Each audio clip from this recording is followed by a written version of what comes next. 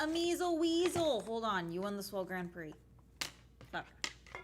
A measle weasel, you won the Swell Grand Prix. Thank you for subscribing. Technically, it's not Insomnia Gang. It's Motorsport Brain Rot Gang.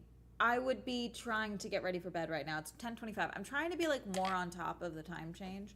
Cause like they put something in this time change. I saw someone saying, and I do agree. I don't know what's going on with this time change. It's not a normal time change. They're trying to fuck with us. I'm convinced of it now. But yeah. So hi. It's F1 Academy and F1 Day. I did just watch most of Free Practice 1. I say most because I kept looking away or like getting up to go do something, and then a car would be gone. And I think something happened to Arvid's car, but I don't know. So no one asked me questions because I guess I was half watching. But I watched it on the yeah. Here's the highlights. Let me play these for myself. Let's see. God, it's so loud. Okay. Just give me the highlights. What are we doing? Are you a back sleeper or a side sleeper or stomach? Why do you want to know?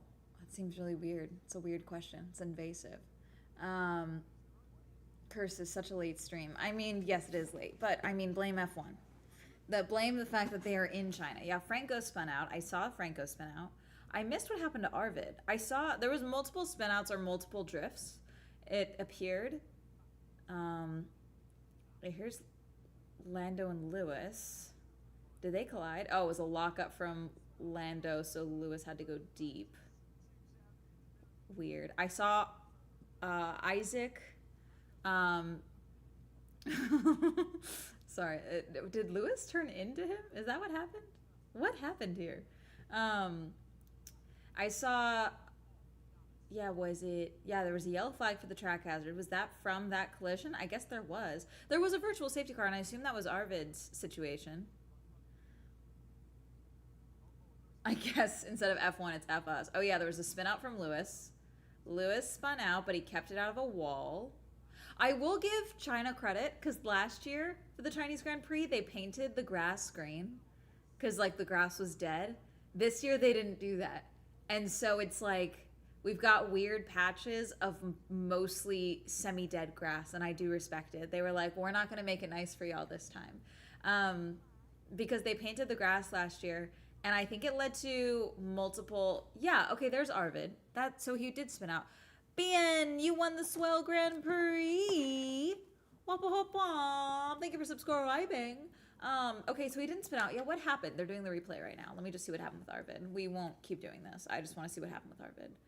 Oh, he started smoking inside his car. Oh, Jesus. Yeah, get out of there. You're an infant. Like, get out of the car. Some people get mad at me because I call Arvid an infant. But, like, any of these drivers under 25, I'm like, you're a child to me. Truly. Arvid's, like, 18. That's, like, legally adult. But, like, in my brain, that's a child. Thank you for the 10 bits, Ultimate. Utis the fetus. There's a joke. Like that's a child. Like, I already, God, they have the Macarena wing on the Ferraris, by the way. It's goofy as shit. It does, like, a full spin. It's so goofy looking, but I'm so curious if it helps.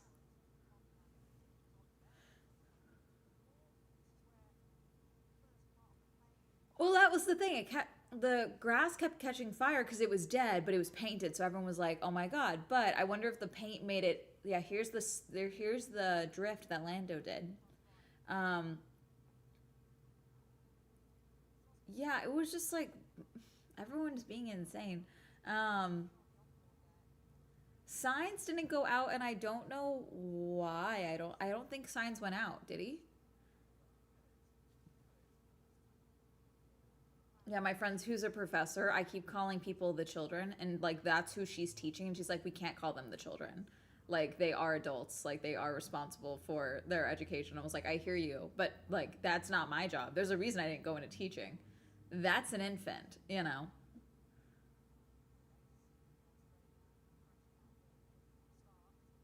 Let's see. God, that fuck ass Perplexity logo. Jesus, Lewis. There was this really funny TikTok where it was like the type of rooms I would give fans based off of their favorite driver. And it was like Max's room was like just like bedding of Max. Like the Max printed bedding that they have in the Netherlands. Yes? Yes. Oh, hold on.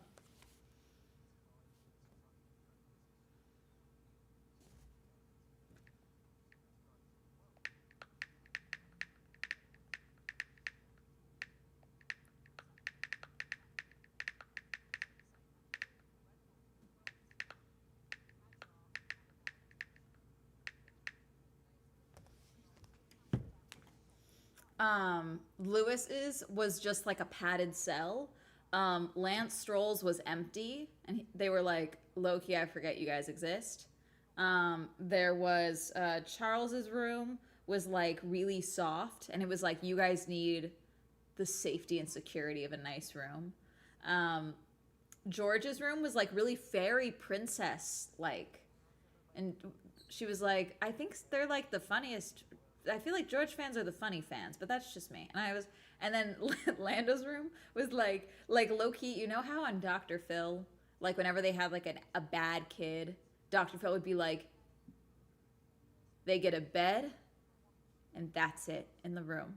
And so there's like no door, and there's like no nightstand, there's no lamp, just a bed. That's basically what their version's like. Lando fans get a bad rap, but sometimes you guys deserve it. That was the room. It was really funny. Signs went out later? Okay.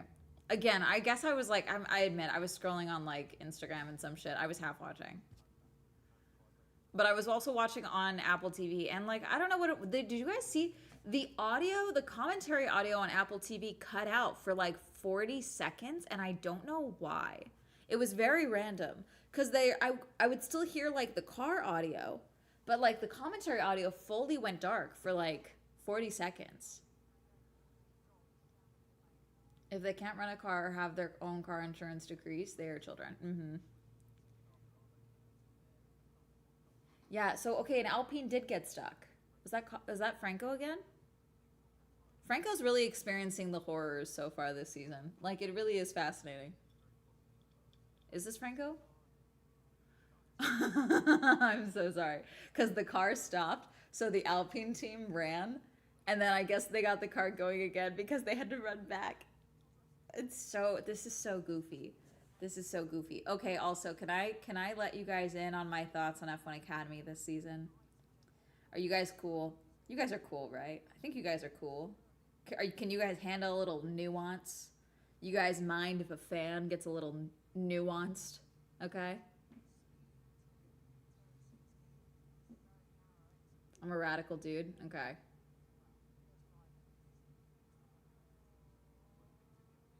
Yeah, it did. And then they went to different commentators for the rest of the broadcast, so I assume it was an audio issue.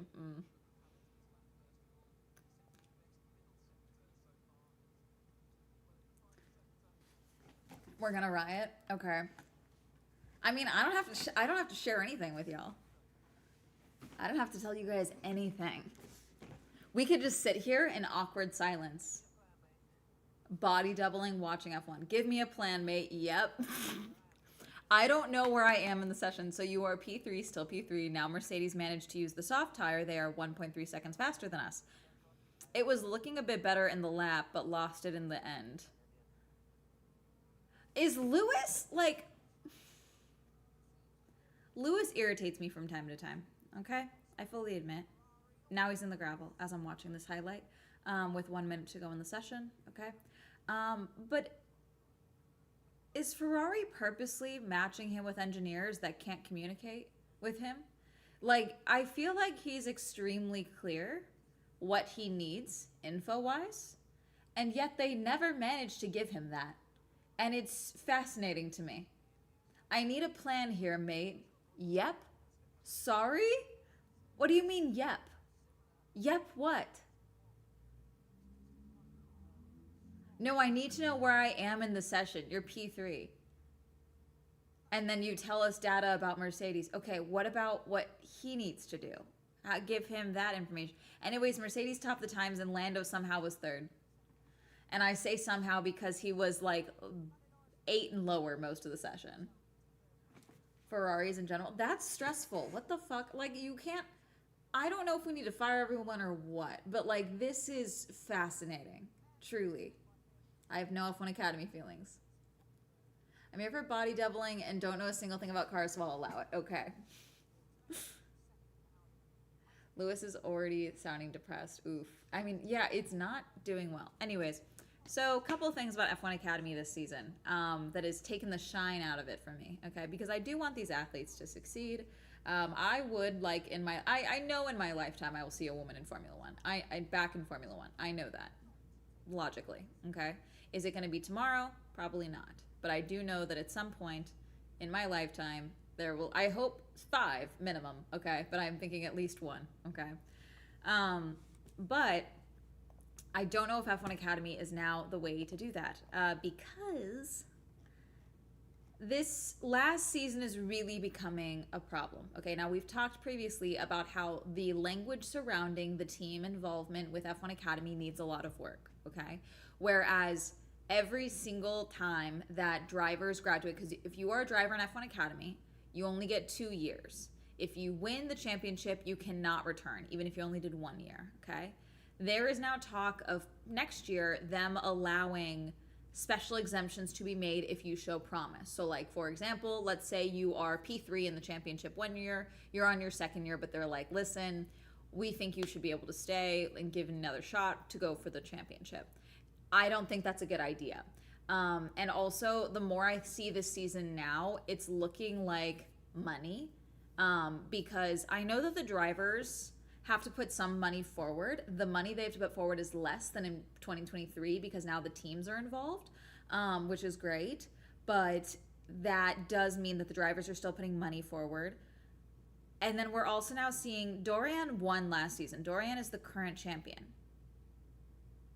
What did she win other than the trophy? Because in 2024, it was very clear that the GB3, fully funded GB3 seat was coming for the championship winner of 2024, okay? Abby Pulling won that. Abby Pulling competed in GB3 last year, and she just started GB3 again this year, okay? We had other drivers also. Bianca Bustamante funded her own seat basically through sponsorship into GB3. And Dorian, you would assume, would also get a fully funded seat in GB3 or another series.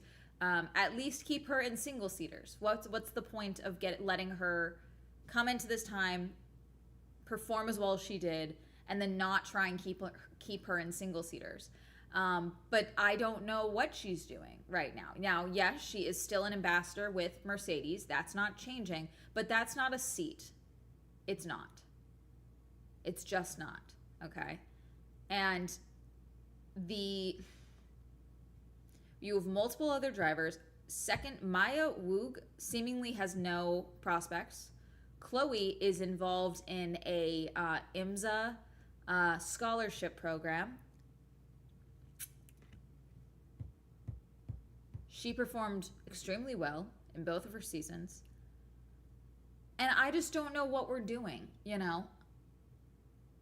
I don't know what it's doing. And then also, again, they've spent more money on high-profile photo shoots for the girls. Great.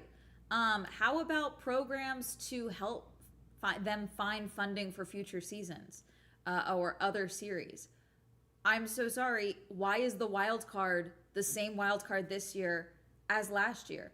Now, she did great last year. That's awesome. But I don't think you should be allowed to be a wild card again, especially when a lot of the wild cards end up with seats.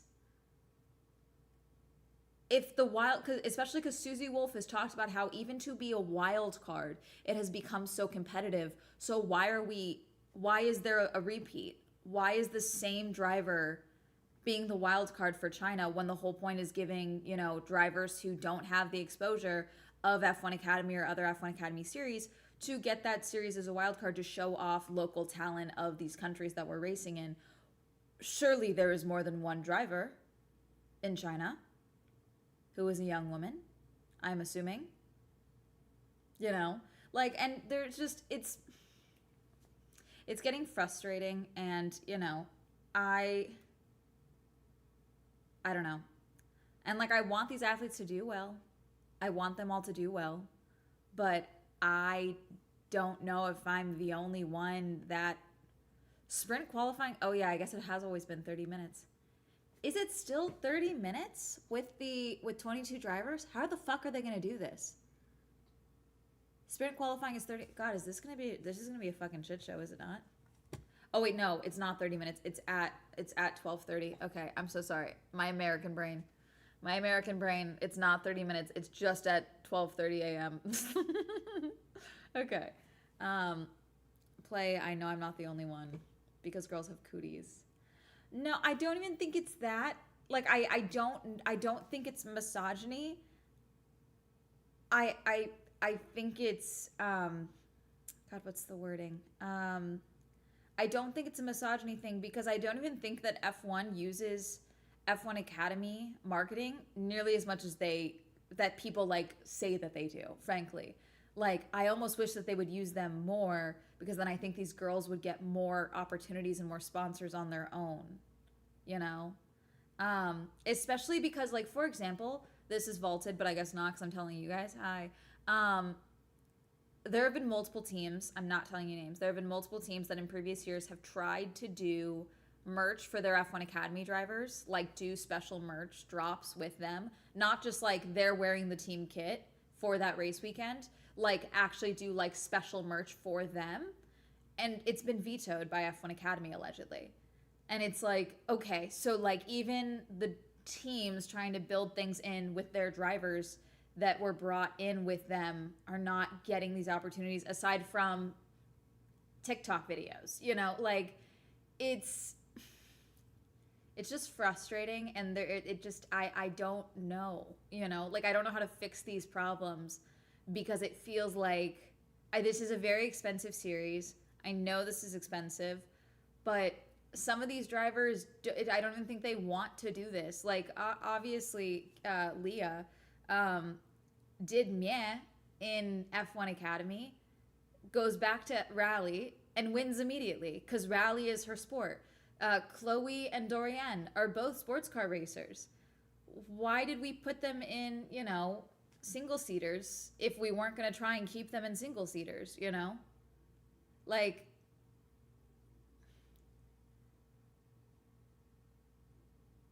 it's not about that though, Ultimate. It's not about that. It's like they're not being, it sounds like they're being very restricted while they're in F1 Academy, which directly leads to issues in other series, is what it sounds like.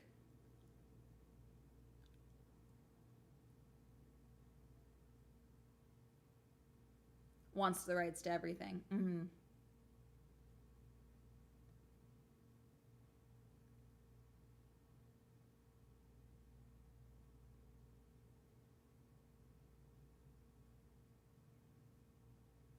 Offset a half hour. I think the only thing they've done is the Hello Kitty collab, which was actually weirdly small. The Hello Kitty collab was a big deal. I was confused because some of the best pieces were like the easiest one they could have sold, made so much fucking money with, okay? The F1 Academy collection was the black beanie, which was a grandstand exclusive. But of all the items that F1 Academy and the Hello Kitty series dropped, everyone was trying, because I was like, oh, does anyone want me to grab them a piece of merch? Everyone back home who couldn't go to the race were like, can you get me this beanie? I was like, I wish I could. It's a grandstand exclusive. There's no way for me to buy it. There's no way for me to get my hands on it. The only beanie you could buy for the F1 Academy Hello Kitty collab was that chevron one with the cat ears. Which, if you're an adult and you're not like a Hello Kitty adult, because they're like Hello Kitty collectors do like that stuff, that's totally chill, okay? But like the vast majority of fans don't want to wear that, you know? SQ1 12. Yeah, no, that makes more sense.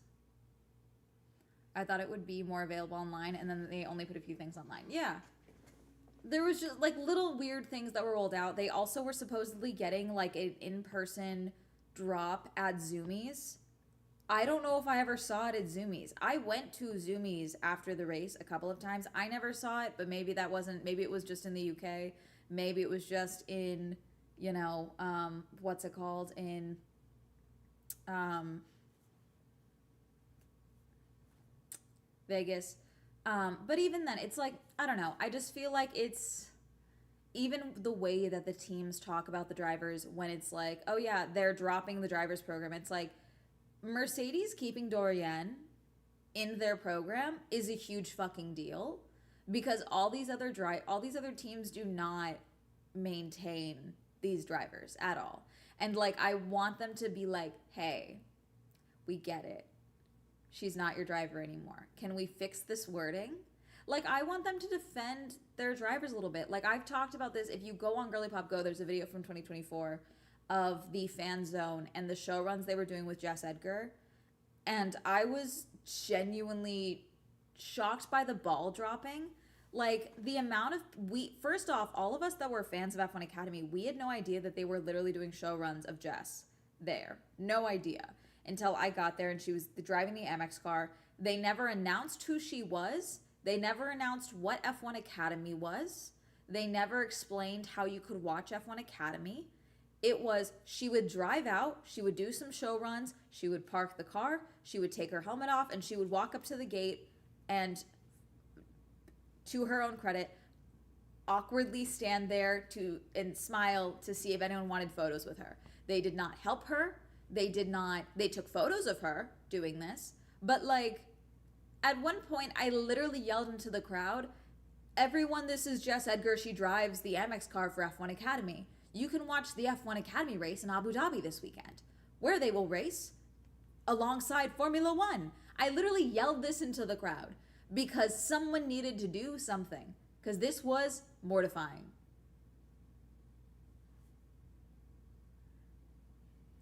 I'm live on YouTube and Twitch. You guys don't have access to the Discord and fuck kick. Okay. Are the balls in the room with us? And how much of Mercedes keeping Dorian is because it's led by Susie Wolf? I mean, dude, real fucking talk.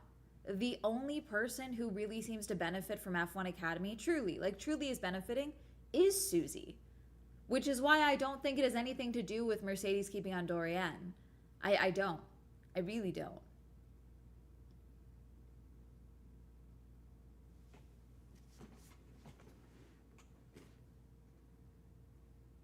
No one looked at me weird. I just did I'm a fucking adult. I do what I want. It was a fan zone. I asked the F1 Academy people, I was like, "Hey, is anyone gonna come out and, announce Jess?" "Oh no, these speakers don't work. They're for emergency broadcasts." I was like, "I'll do it. I don't care." And then like it wasn't even like the timing of when she was coming out for the shows, because she did like 2 or 3, and like they just it was such a wasted opportunity, and it just like a bunch of stuff felt like half done, like, and that was frustrating. Like we had no idea. The Lego announcement last year, initially the Lego announcement, it was never made a big deal until we were at the F1 Academy female quotient event, that F1 Academy was going to be exhibited in the Lego cars, the little mini Lego cars. That was never announced in the initial Lego drop. That was never made a big deal of. F1 Academy didn't tell us that. The like Lego partner person shared that with the F1 marketing person, like at the event. It was like everyone was like, "What?"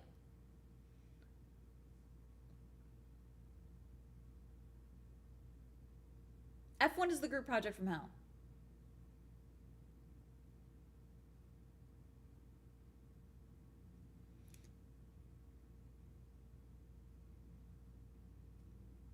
Yeah, Lego is now one of the sponsors of F1 Academy. They have their own car. There's a special new Lego kit for their F1 Academy car, which is great. But like, done a collab with Sonic? Yeah, bajillion. Oh no, I don't own one anymore. Wait, do I? Do I still have that one? I gifted one of them to my baby cousin. It's either I can't remember if it was the Sonic one or the Minecraft one that I gifted.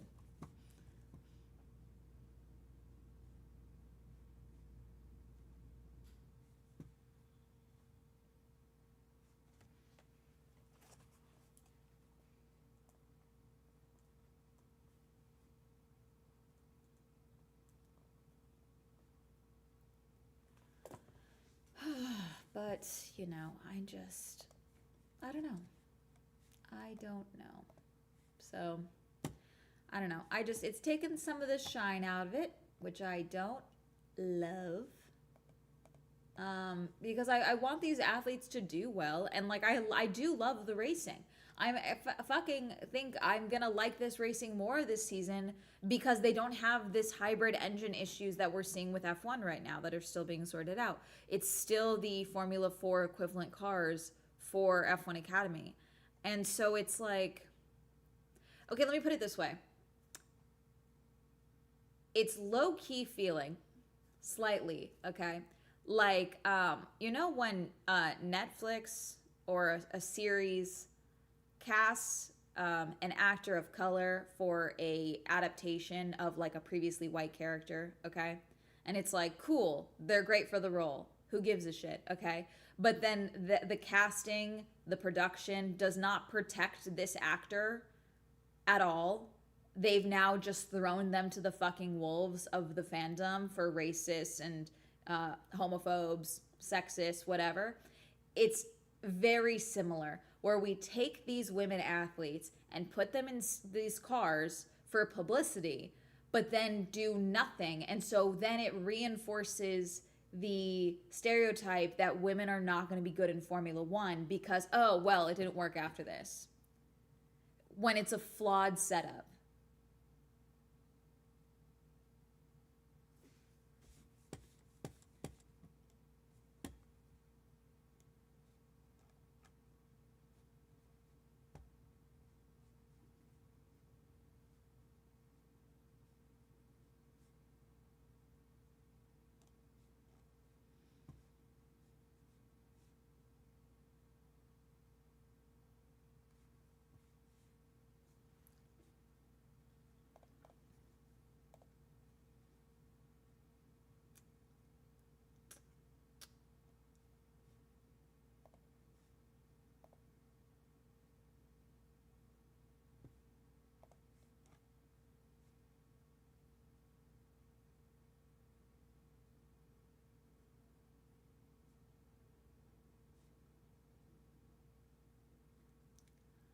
Okay, Sonari, I understand what you're saying, so I'm going to approve this message, but I want us to use less insane words when we are talking about some of these girls are 16, okay? So let's have a little more couth, just a little bit.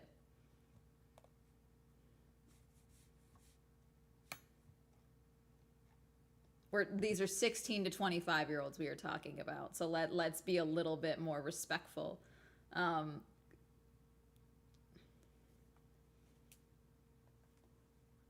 Thank you for following. But yeah, I don't know. It's the hanging them out to dry after putting them on this very public stage that's frustrating me. F1 Academy. This is a junior series. F1 Academy. These are Formula 4 cars. They are not racing Formula 1 cars. These are Formula 4 equivalent cars.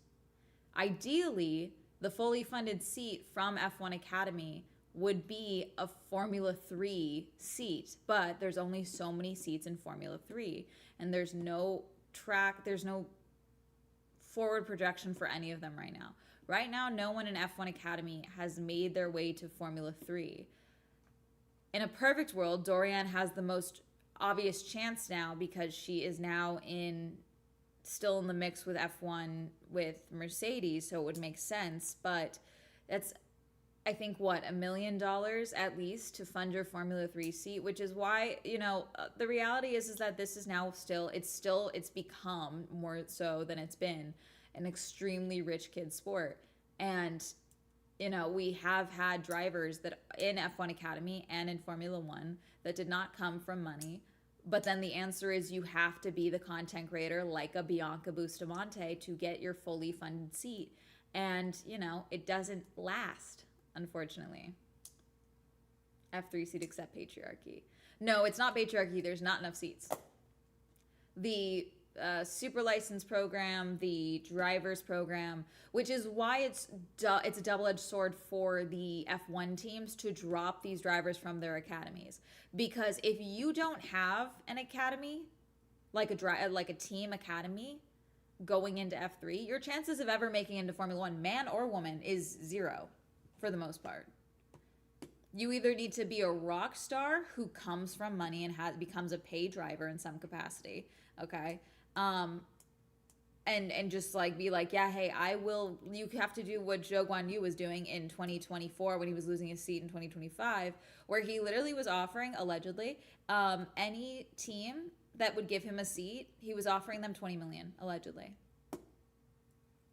Give me a seat and I'll pay you 20 million. He did not get a seat. He was a reserve driver that season for 2025. But that's what you need to do to be a paid driver. You have to have that type of capital, which most of these women don't have.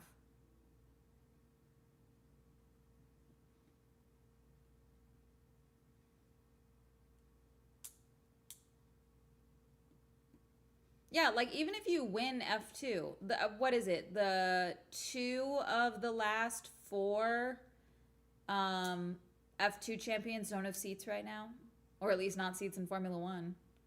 Gabby is the only one, and then who was the last time? F2 champions. Gabby was one of them. Hud Bud, you won the Swell Grand Prix with the Prime Boost. Thank you for subscribing. Colton Herta on F2. No, he has a seat. Colton Herta has a seat, chat. That's the thing. Colton Herta has the American Team Shield, which is basically a pay driver, is essentially what's happening. Cadillac wants an American driver at some point in their team, because of course they do. It's Cadillac. Colton is American. And I'm going to be honest, I thought he was 32. He's like 25. Drugovich won. Let's see. Let me do Formula 2 Championship. Last couple of years. Give me the drivers. Okay.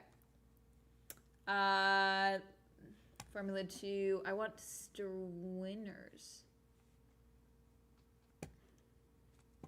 God, Liam had the best finishing position of 3rd. No, I want the championship. Give me the championship. Championship winners. F2 championship winners. No, I don't want race winners. I want overall winners. Okay, can I get 2026? Okay, hang on. Let's go 2022. We'll start there. Go. Yeah, Dragovich won. Okay. And then Theo won 2023. Right? Yeah, Theo Pocher. Okay. 2024 was Gabby. Okay. And then 2025 was Fornaroli. And 2020, Dragovich is now in Formula E, which he had a really good quote because he was a reserve driver and then obviously went on to Formula E. It's like, oh, what's the feeling? And it's like, well, it's kind of weird because a lot of people see it as a step down, but it's like if you're a substitute teacher and you go to another school, that's not seen as a bad thing. It's seen as you got a job, basically. You just went to a new school. Yeah, of course F1 Academy is a live stream. But I mean, we're not watching, we're watching through, it's a watch along, but they're going to be broadcasting qualifying on F1 TV. I think that's, is it broadcasting on YouTube as well? Let me see. F1 Academy. In case you guys want to watch on YouTube. Let's see. Yeah, their qualifying is going to be, yeah, they'll broadcast their qualifying. It looks like on YouTube, if you would like to watch it there. I'm just going to watch on F1 TV. I forget about Formula E. I don't. F2 only because the better drivers weren't competing the whole season. Okay, yeah, so I don't know. That still means that he won, though. It doesn't matter. Semantics don't work. That's like people saying that Alyssa wouldn't have won gold if Russia wasn't banned. Like, it's like, okay, you know, sure.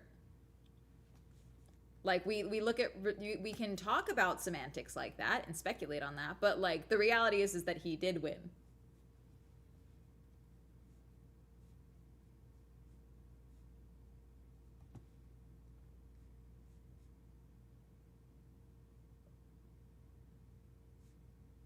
F3C accept patriarchy. It's money. No, it's money, fully. What are you doing?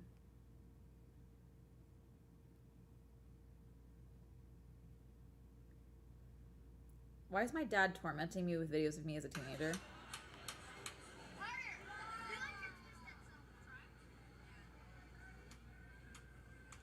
God, I'm so young. God, I was so tan here.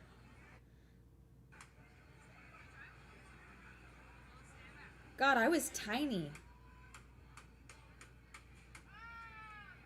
I'm not showing you this video.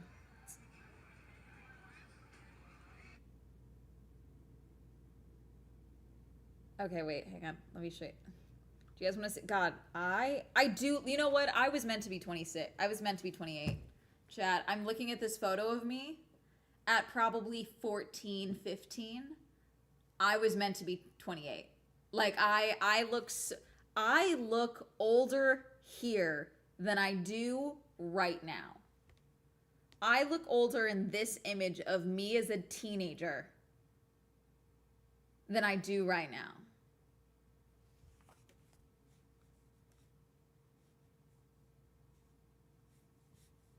Okay.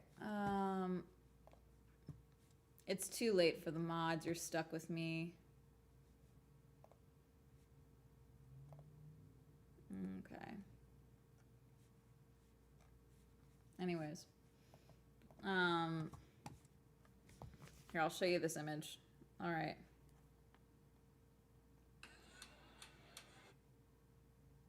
Hang on.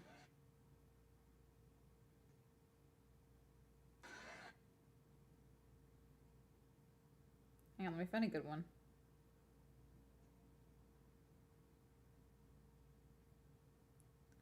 Okay. I think I'm 14 or 15 here. Maybe 13. Thank you for following. Okay. Let's see if it focuses. Hang on. Wait, it's not. It's a little too bright. Let's see. Let's see. Anyways, here's me. There it is. That's my natural hair color. I'm blonde as hell. This is me pre my teeth being done. And by teeth, I mean I just had braces. You guys can't tell, but my eye bags here are insane. The way I used to do my makeup, a relic of the times, okay? I apparently don't. God, my hair, the blonde is, like, the length is, I am growing my hair out right now, so, like, it's very similar in length. But, God, the crazy side part, I mean, I still have a side part. Like there's so much still of me here. But this is crazy. Wow, I really had no lip. Like, zero. That's crazy. I am naturally blonde, chat. I have been dyeing my hair since I was 16.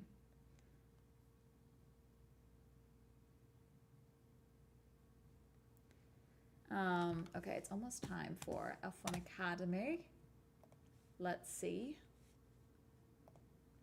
It should start the broadcast soon. Yeah, okay. Watch live. All right, remember we have new drivers, so give me a little grace with names. We're still learning them all.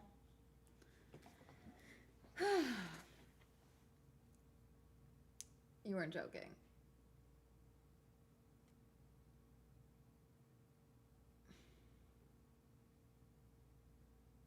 Yeah, it gives 24 post-college grad. My old setup, my old face.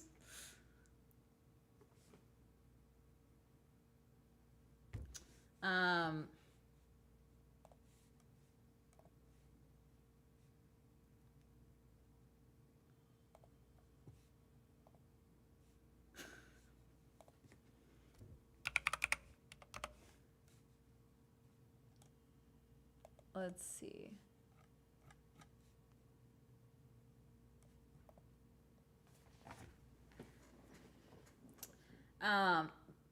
But that's really funny. Cause like every once in a while, like, because what it is I was not wearing sunscreen there and I was not taking care of my skin because for most of my, the broadcast hasn't started yet. For most of my life, I never had acne chat. And then when I was 19, I broke out and I had a full face of acne until I was 22. And that's just hormonal acne. It just happens, you know. But so I don't think I wore moisturizer. Like I did not take care of my skin as a teenager at all. And then I was also deeply depressed and deeply, very much an insomniac. So the hollows under my eyes looked crazy. I had wrinkles at like 14. Like I really was not taking care of myself. And so it's funny now to like look at my face and be like, wow. Like, cause like I've gotten stuff done. Like I've had Botox, I've gotten a little bit of filler, okay? But I haven't done, when was the last time I got, hang on, let me check my dates. Cause, let's see. Cause I was doing this math earlier, cause I was like, technically I'm like due, but I was like, I kind of don't want to go, one, I don't want to spend the money, and two, I don't think I need it right now, and I don't really want to deal with it. So hang on.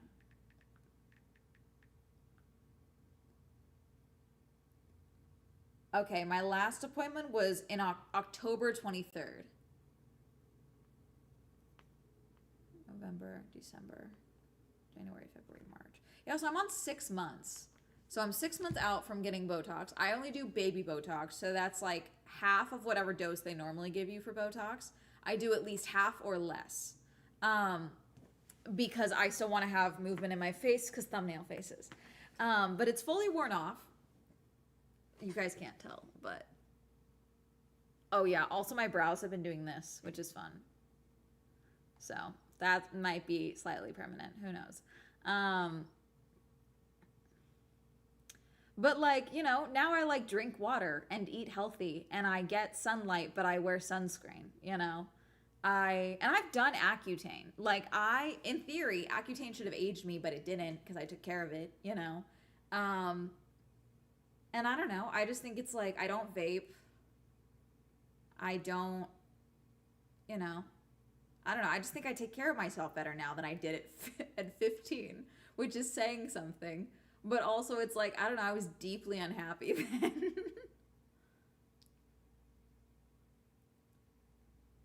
Yeah, on my end it's still saying coverage coming, but it's technically timed, so it should start now. Come on. Start my broadcast.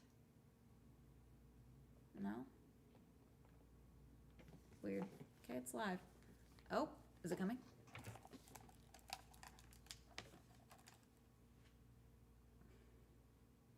I'm gonna pass out at like 1 a.m. I know it. But yeah. Oh, we don't have audio. Alicia looks at the camera so starkly. Emma. Ella's ready to fight. Esme is our Lego driver. Lisa is our Gatorade driver. Ella's our Oxygon. Oh god, there's multiple Ellas. I just realized there's multiple L's. Ava. Jade. Megan. Matilda. Rachel. Peyton. Kaylee. Alba. Okay, that's a little... they think Alba's winning the championship. Interesting setup for that. All right. I think they're predicting Alba winning the championship. I will say, I am fine with Alba winning the championship. This is Alba's second year. She's now racing for Ferrari. Low-key, I'm thinking Alba, Alicia... I really want Nina to do well. Those are my predictions. Alicia, Alba, Nina. They're all on their second year.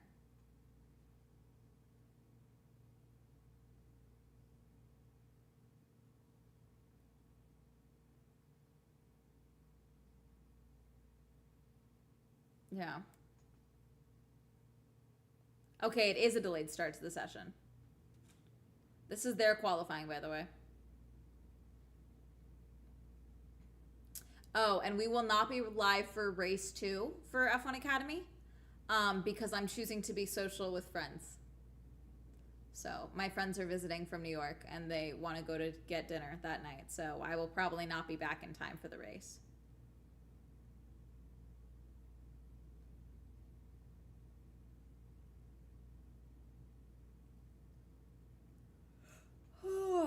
Okay, they just skid the 5-minute card for the start of Quali. Interesting. We're really delayed at the start.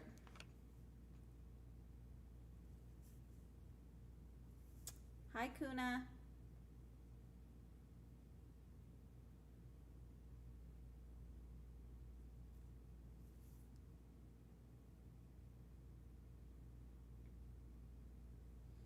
Alicia. I'm so sorry. Alicia having a giant Indeed sponsorship on the side of the car is... It's really funny. But the memes... I'm going to need some good memes of the Indeed car. I'm really going to need some good Indeed memes. The Audi car... The Audi livery looks kind of really good on the smaller car for Emma. Looks kind of great. The more matte looking finish. Looks crazy.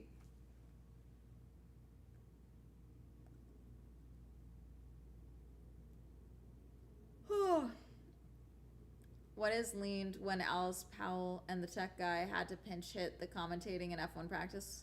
Was I like them better as commentators? I don't know what happened with that audio.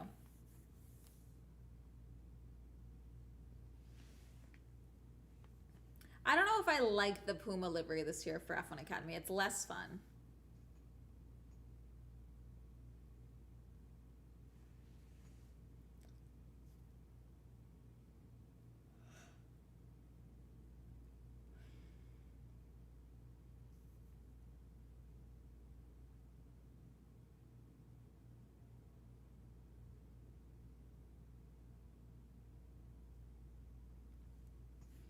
Here's Ella Stevens for McLaren Octagon.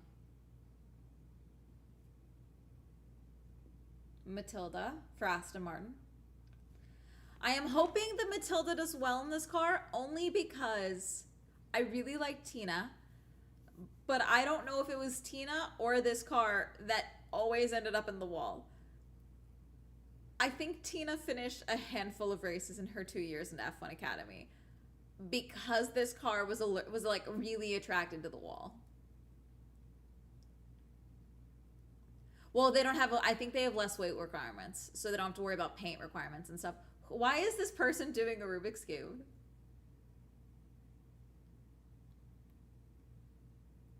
Oh, they're timing this kid is doing... That's so funny. This kid is doing a Rubik's Cube and timing himself on his iPad.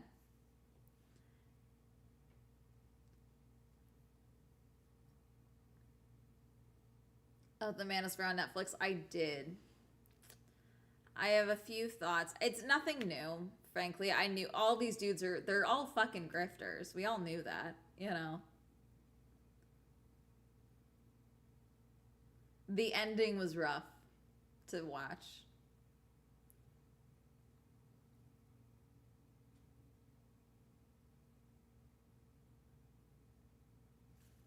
Ella's talking about the testing from last week.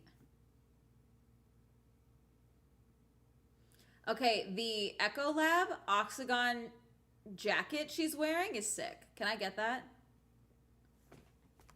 Wait, I'm gonna need Ella's jacket.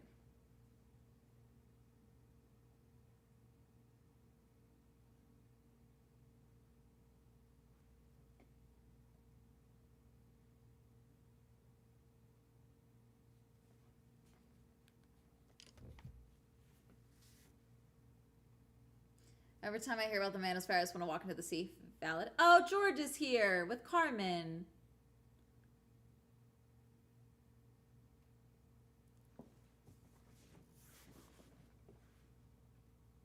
Not to applaud a fish for swimming, but thank you, George, for showing up, because most of the other teams' drivers don't, so...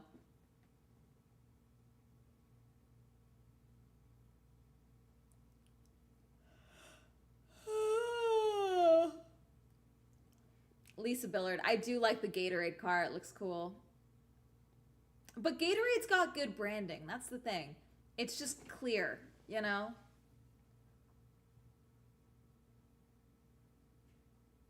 Sweet, so proud. Bye. We don't have a lurk alert on okay, they're heading out. 30 minutes on the clock for qualifying. They just all go out. It's not like Q1, Q2, Q3.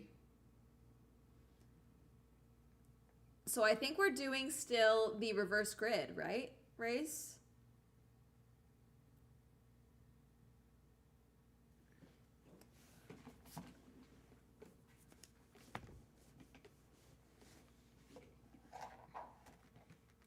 Alba's the first out.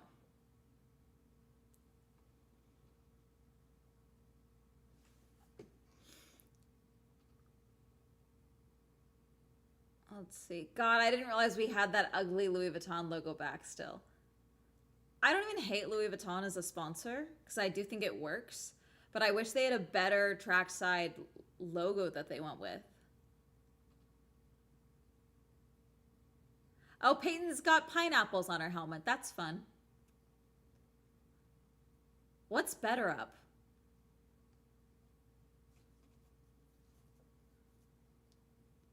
Oh, here's Jamie Chadwick.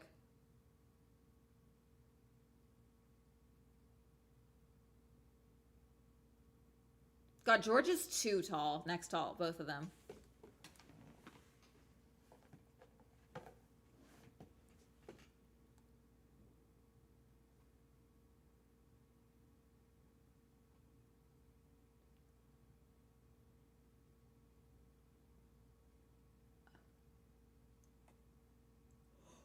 What are we...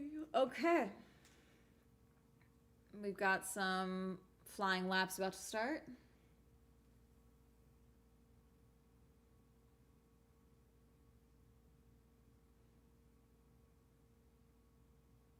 They're just talking about track temperature. The Lego livery is very fun, and I'm glad that they did the Lego livery as well.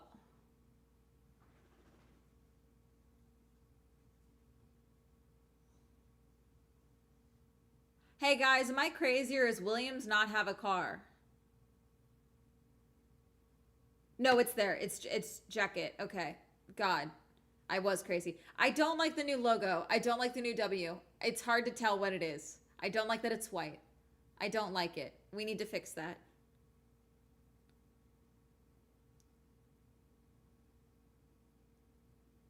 Yeah, we have a Sephora car. Yeah, Charlotte Tilbury quietly leaving. I don't know. Feels interesting. But I mean, Sephora is owned by LVMH, so it makes sense that they would also be the one to come forward instead of Charlotte Tilbury.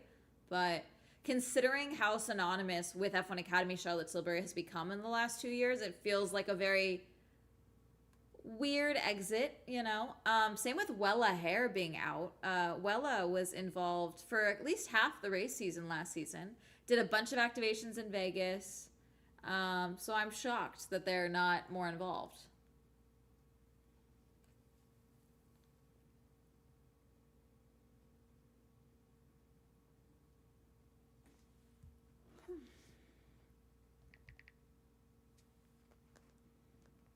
Peyton Westcott. I don't like that they are... I mean, I don't know. They're like, oh, Peyton Westcott taking over for Dorian Penn. Why is there a track hazard? What do you mean? Why is there... Is that a false track hazard? What was that? Okay. Everyone's broadcast is already stressing me out. I would rather see these interviews at literally any other time than when there's cars on track. I'm so sorry. They've done this every year, and I don't think it works, in my opinion. I don't know where else you could put these out. I don't know if it's... but Formula E is doing the same thing that's bothering me as well, where they're doing almost like specials within the broadcast, before the broadcast, and I don't think it fits. Like, this would be fun bonus content, but it's not. I don't think it works in the broadcast itself. I feel like it breaks the momentum of we're supposed to be looking at the cars on track right now, not hearing them talk, you know? Because, like, then we have instances like that where it's like we did have a yellow flag, maybe falsely, but we did have one, but we're not sure why. Ooh, Peyton's having a little bit of a lockup, it looks like, but nothing crazy. She's P5 currently on this run. Let's see.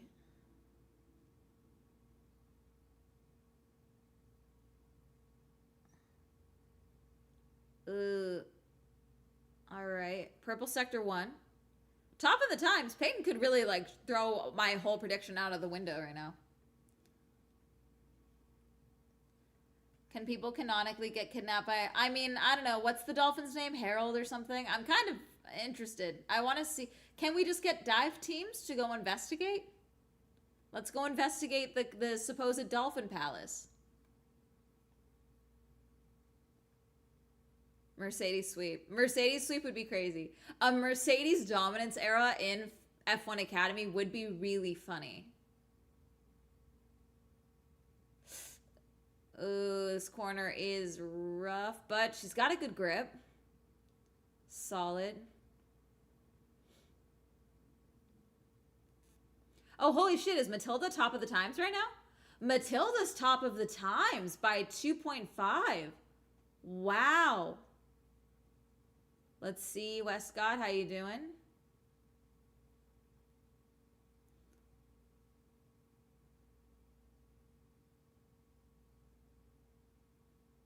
Damn.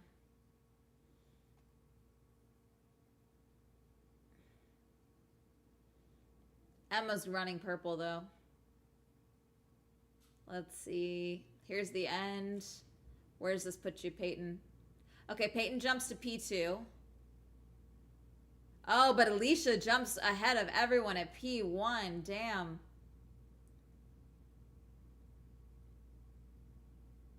Gosh.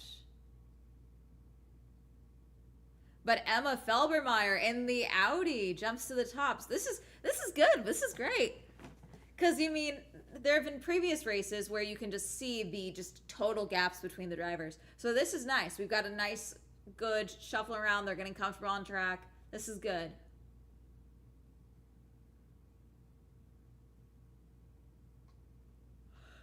Alicia's running another lap right now. She's already purple sector 1. I don't know. I hear about these things from people more online than me. Someone got kidnapped by dolphins. Yeah, it's a whole thing. All right, how about this? After F1 Academy's qualifying, I will pull up the dolphin story. And then we can weigh in on the dolphin story. Okay. While we wait for F1's sprint quali to start.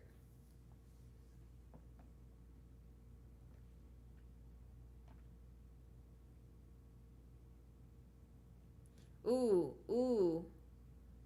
Solid grip on Alicia's car, but she's losing a little bit of control. The controllability of these cars is drastically different from some other series, just because these are Formula 4 cars, but they're designed to look like F1 cars, so they kind of handle a little wonky.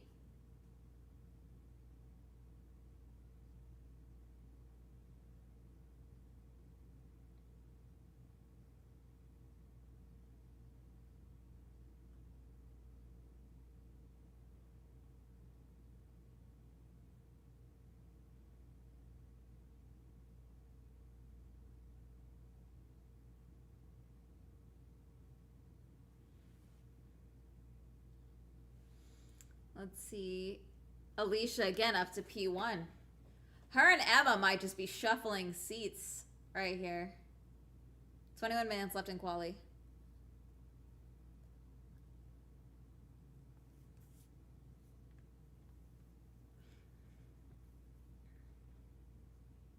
Ooh, Billard's up to 3. Why'd you take my times? Why'd we take my times, F1 Academy? On board with Alba. Alba does not have a time currently, but she is running purple sector 2 right now.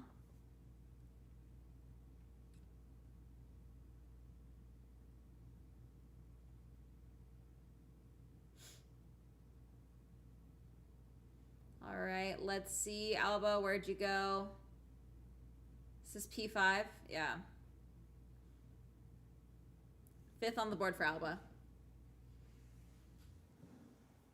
Again, they took the times away. Okay, they brought it back.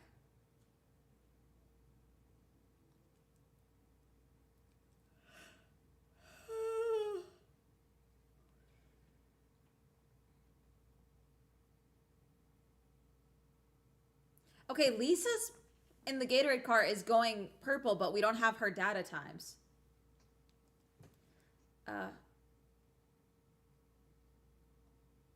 There we go.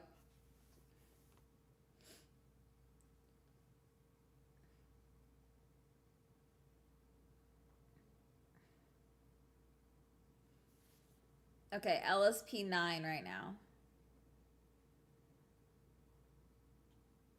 Ella Lloyd, sorry.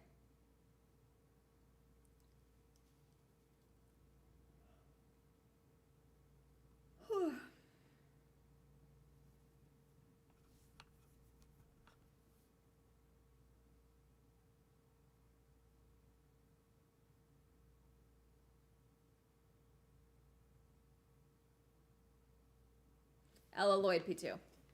Rafaela Ferreira, P5. But Alicia's holding that P1 spot still. Lisa Billard up to P2.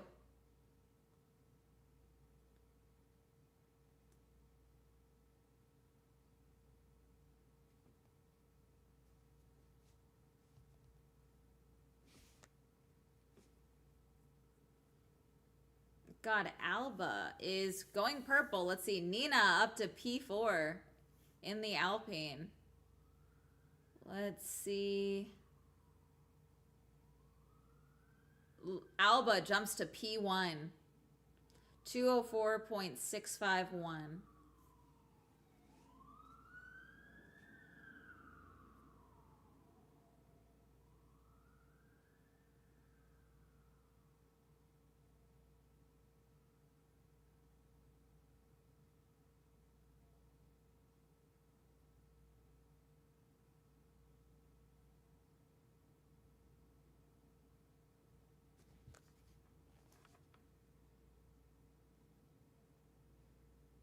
Oh, Ella lost a lot of speed on her second sector.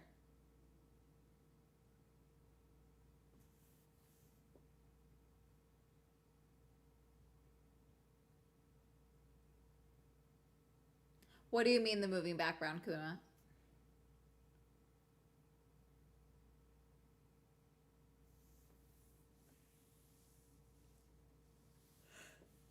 Oh, come on, Ellie. Where are you going? Where are you putting this?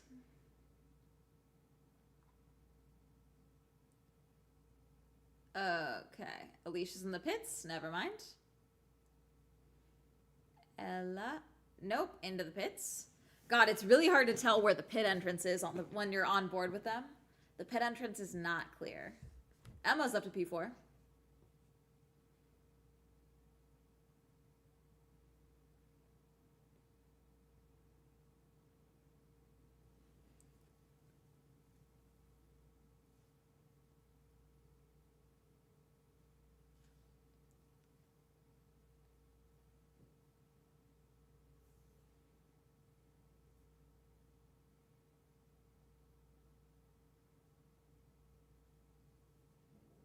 They have the weird line that keeps moving behind all the stuff. Oh, weird. Oh, I see what you mean. For the F1 Academy thing. Yeah. God, pits are crowded. Okay.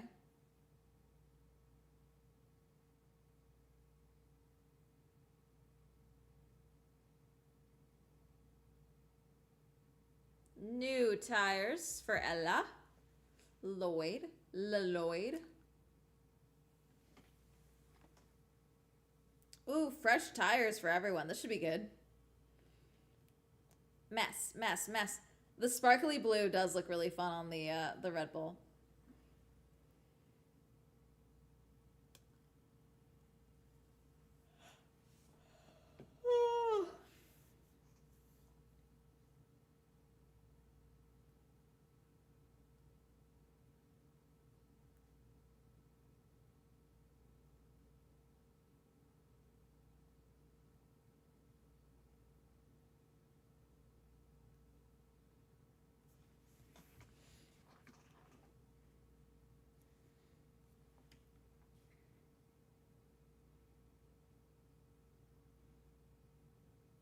Rafa's doing what to her car right now?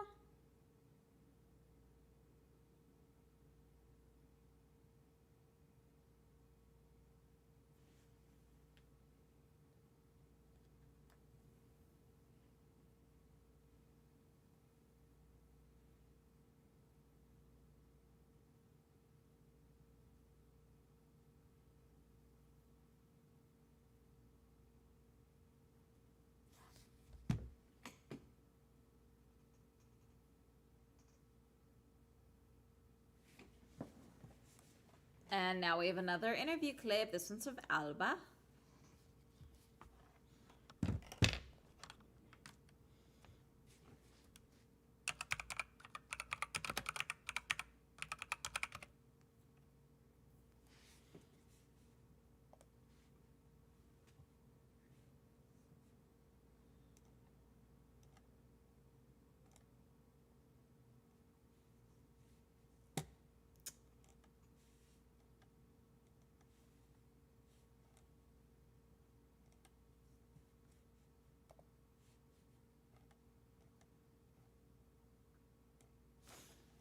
Okay, why are you guys skipping around here?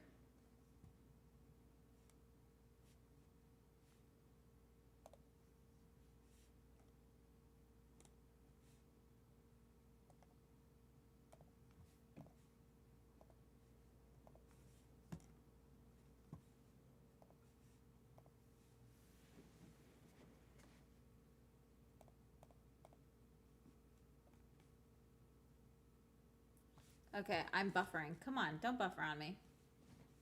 Watch live. Why do you mute me? Why must you mute me? Mute me.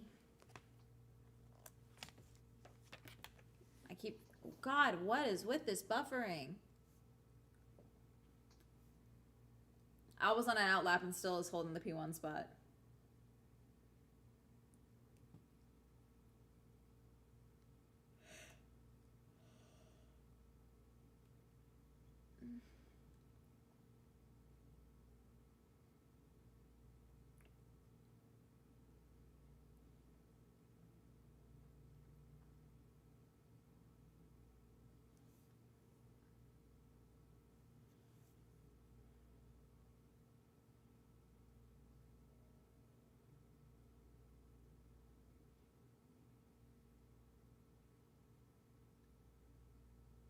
Wild card is pretty. The wild card is pretty, but again, I feel like she shouldn't be able to be a wild card a second year in a row. But that might be me being an asshole.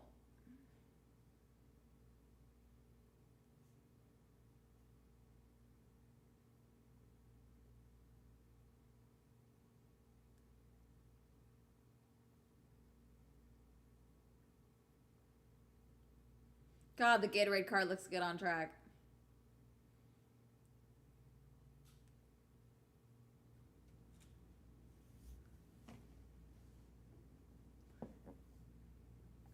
Peyton's 13th of the personal best.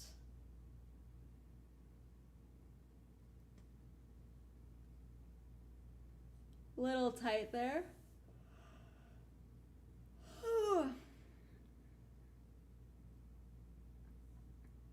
God, it'd be so funny to see them racing during Quali.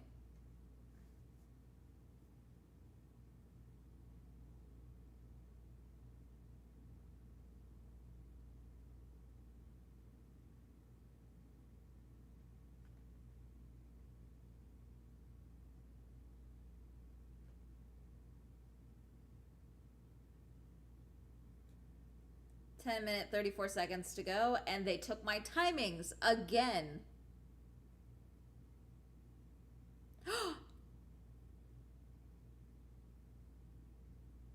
Countryman is stopped on track. That's a yellow flag. No? Yeah, that's a yellow. That's a... Pull the yellow. Virtual safety car, at least. If she can't get that car... That's... If they have to get the car off, that's a virtual safety car, at the very least. Red flag it. Red flag the session. Red flag it. She stopped on track. She's off the racing line, I think, but... Yeah, there we go. There's the red flags. Session stopped. Okay, clock is stopped at 9:45.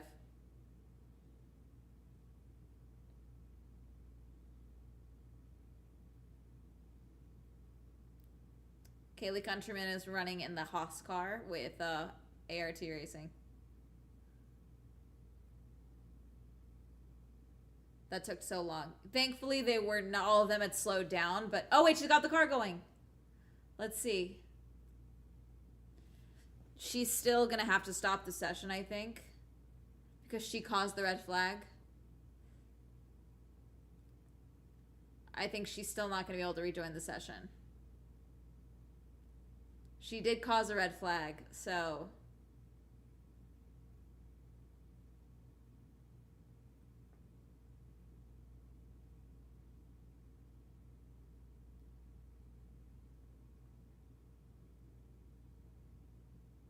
Okay, good. She's able to make it to the... I don't know if they'll let her go back out, though. It's not so... It's so for at least in Formula One, it's twofold. If you cause a red flag, you are out. Even if you are able to get going under your own power. If the marshals touch your car, you are out. Even if you are then able to get the car going, essentially. So I don't know if they would let her go back out. Because she did cause the red flag session.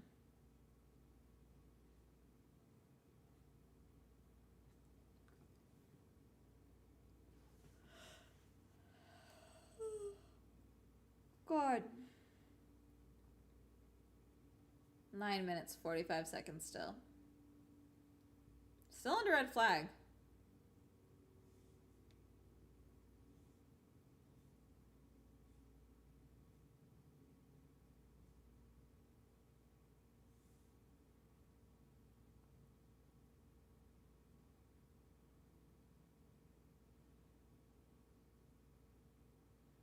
Let's see.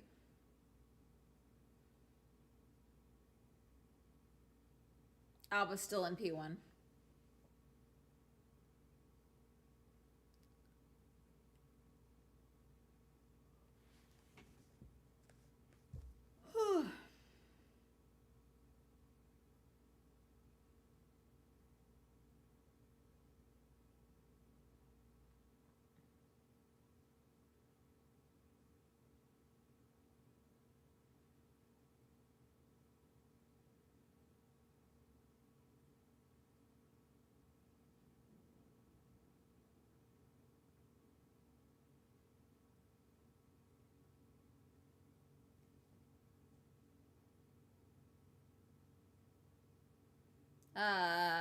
Okay, it says time resuming. Should be now.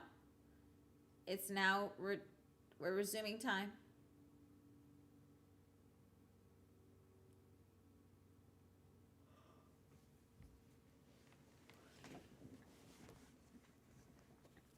Jade's little fist bump.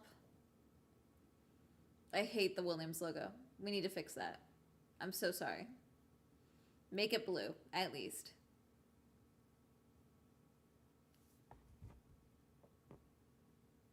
All right, we're off. Session is resuming. Okay, they're holding Countryman. I don't know if it's because they're not going to let her go out or if they're still trying to determine what the issue was. Tag Howard, they're holding Tag as well. Oh, God. Sorry. I'm so tired.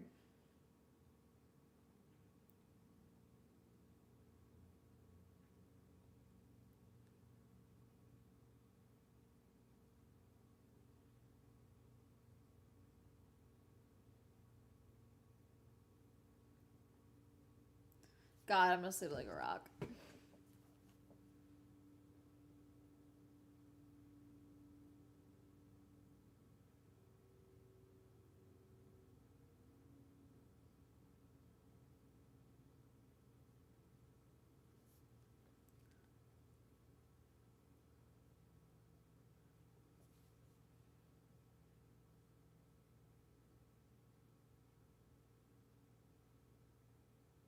Alicia.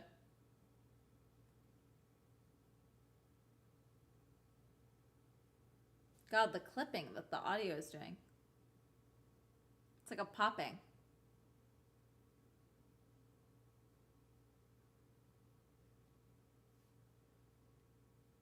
Ooh, did Red Bull shell out for media training?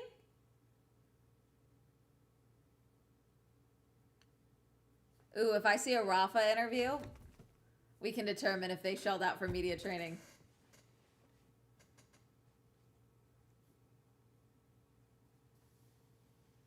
Oh, I heard someone skid. Who was it?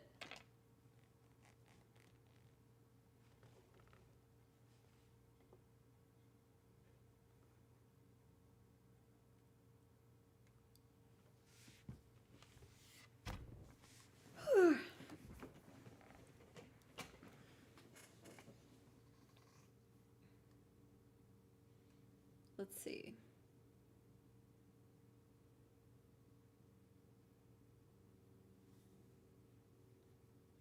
Good amount of crowd, though. I like that. That's good to see. Oh. Little bit of a wobble there, but she regained control. This is good.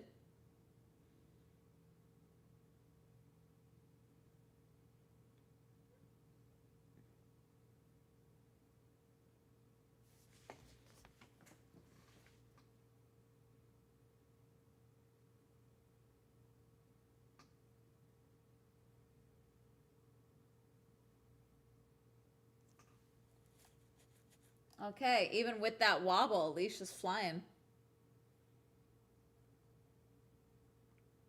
God, it's really such an exposed track.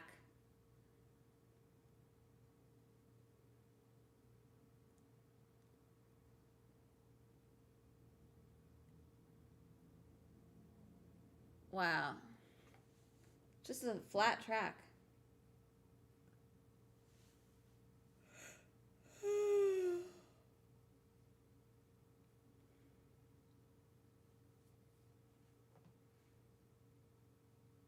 Again, a lockup.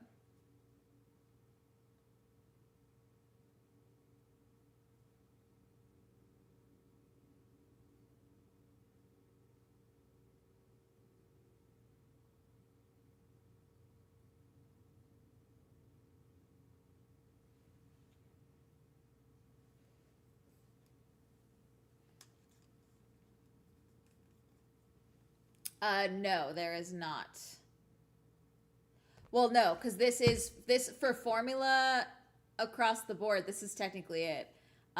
They do women's tests for and have some of the F1 Academy drivers in the rookie tests.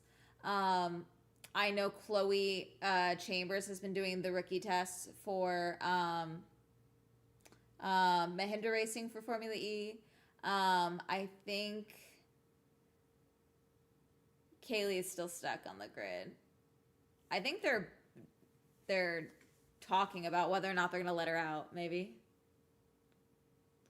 Ella Lloyd, what happened? Ella, what happened? Ooh. Yeah, that was oversteer. She got it, but that was... Yikes.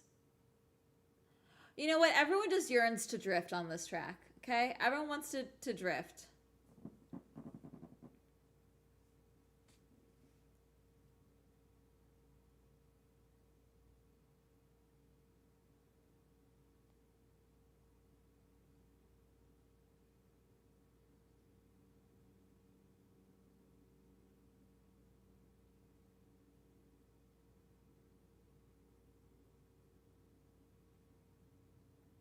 Very 80s vibe.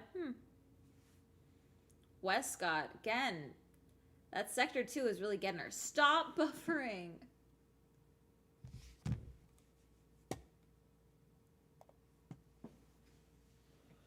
Oh, 4 minutes to go. Alicia's holding P1. Then we got Alba. Westcott. Wow, Peyton really did jump up, though. She's at P3. Lisa Billard. Nina, P5.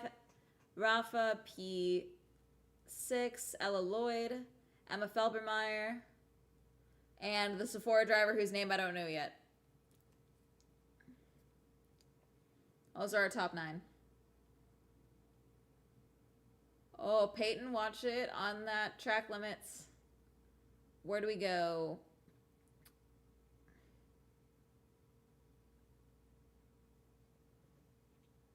Come on, Nina.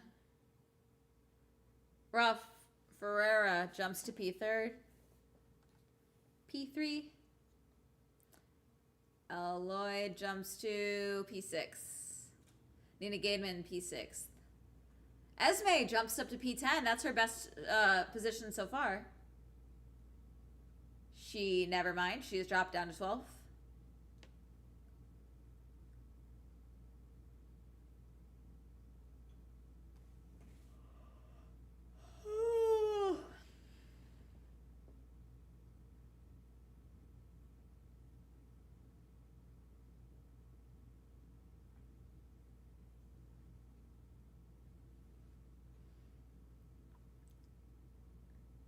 Two minutes, 25 seconds left to go.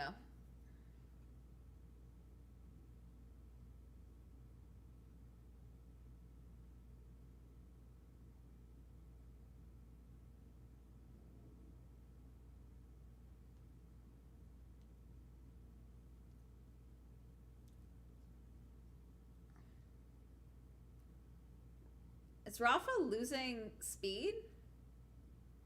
No, she's got it. It almost sounded like her tire was giving her trouble, but it looks like it's not. Weird.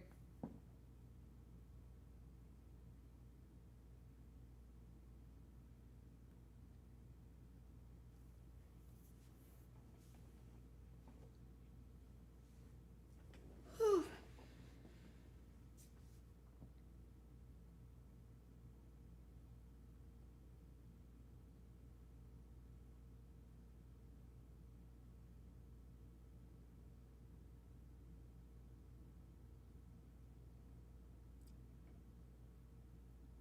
One minute, 18 seconds to go.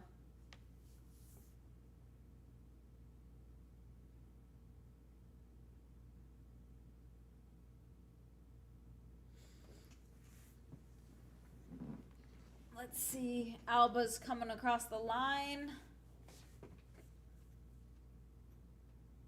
Alba does not progress.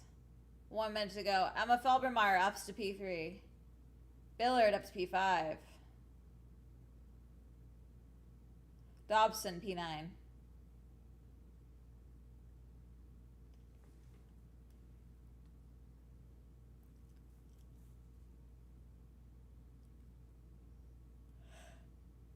Yeah, Countryman, I think you can get out of the car. We got 30 seconds left.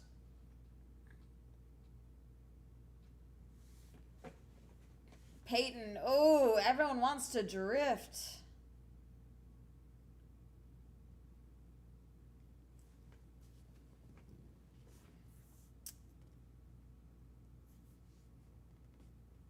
You know what? With this qualifying session, these girls might get the elbows out tomorrow for the race. Could be good. Time is up. Everyone's finishing up their laps.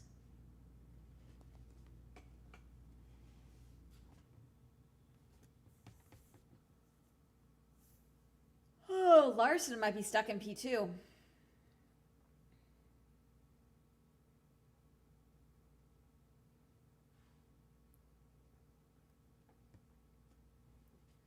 There's some green in it, but it's not all green.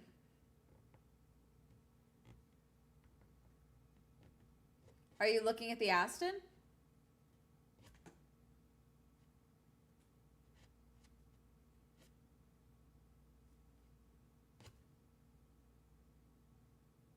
I almost made coffee before I started streaming, and low-key I should have. I'm so tired.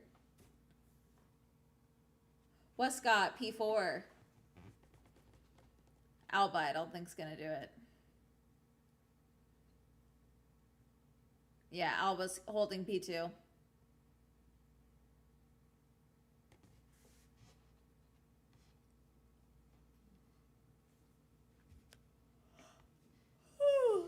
That's a tight qualifying.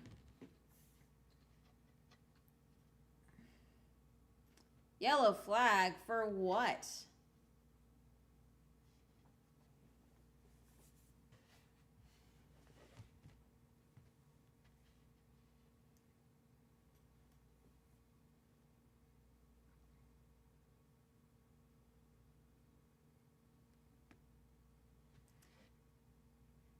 Alicia Palmowski takes her first pole position in F1 Academy. Very nice, very nice. Alba P2, Felbermeyer P3, Westcott P4, Ferreira P5. Very nice. Billard P6. Palmowski Radio. Congratulations, your first pull. Good job. Thank you so much, guys. It's long overdue. Keep our heads down. Keep our heads focused for the rest of the year.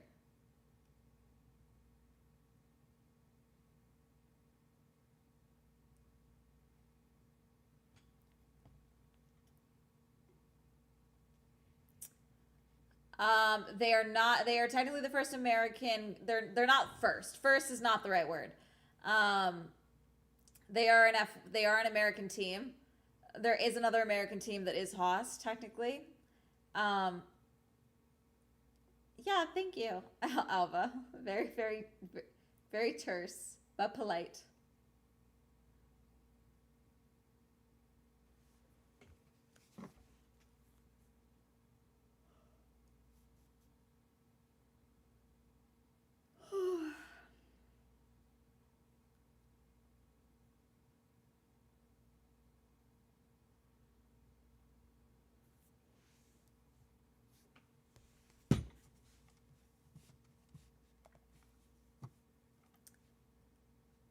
Hi, Vid. I am Amanda of Swell Entertainment. You're watching my watch along stream. F1 Academy's qualifying just ended.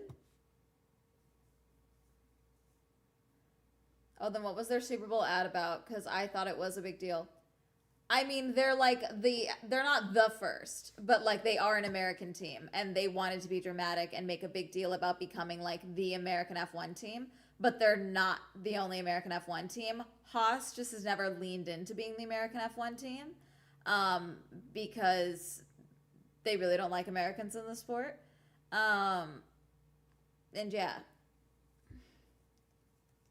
it's a big deal, but they're not the first American team. Yeah, it is a big deal. Like for a lot of fans, this is going to be maybe the first and last time in their lifetimes that we like see a team be built from scratch like this. So it is a big deal that they are joining in as the 11th team. They're not taking over a team. They are creating a new spot from scratch, which is a big deal. And they really wanted to go really fuck yeah, America with it. So alrighty. I'm cutting out of this for now because I'm so sorry. The cutting in and out is giving me a headache. Also, I'm tired. Scribing right away. Cool. Okay, you guys wanted the dolphin story. Hold on, let me find it.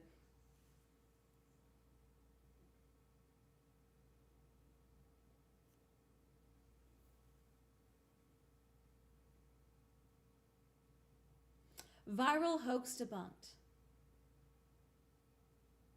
Viral dolphin kidnapping arrest story is fake.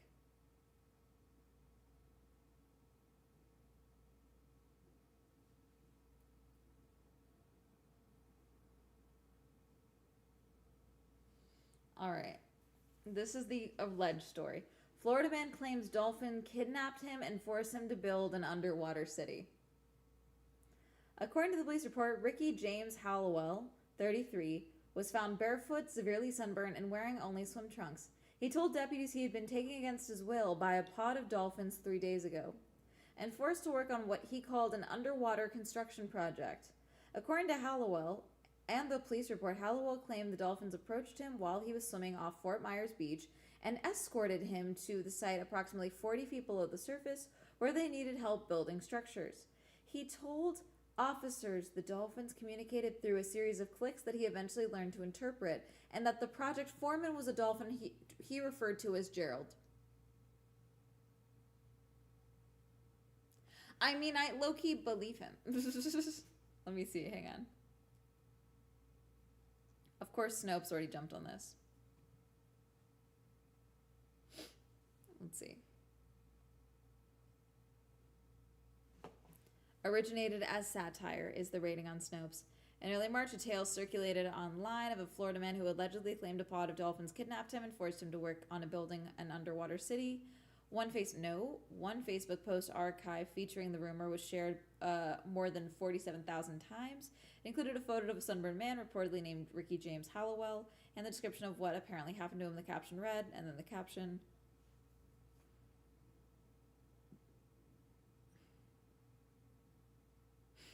Responding, Deputy Sean Oakley told reporters, "I've been with the sheriff's office 11 years. The blueprints were the part that got me. He had zoning." I mean, the photo definitely looks like it's AI. The claim also appeared on Threads, Reddit, and Instagram. Some posts featured a screenshot purportedly showing an ex-post of Detroit-based news outlet YXYZ News. The alleged post included a photo of the same individual and the caption, "Florida man claims he was kidnapped by dolphins and forced to build an underwater city." Snopes readers also searched the site, wondering if the story was real. In short, the image and the tale of the man kidnapped by dolphins originated from a satirical social media account. The Sheriff's Department reference in the story also confirmed the story was not real. Reverse image search revealed that a network of social media accounts called The Dude Humor Report first posted the satirical claim on social media. The Dude Humor Report's bio described the account as satirical. I do like, though, that everyone's like, just can we get some scuba divers out there and check?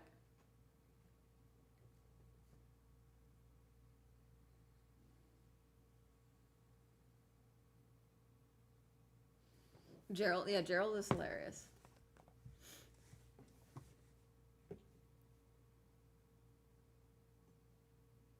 McLaren shirt? Dude, I like several teams. McLaren regularly pisses me off. It's fine.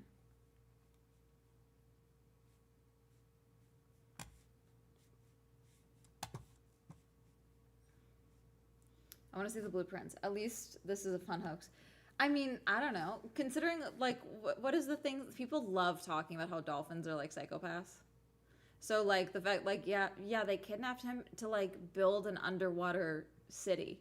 Is ridiculous, but kind of fun.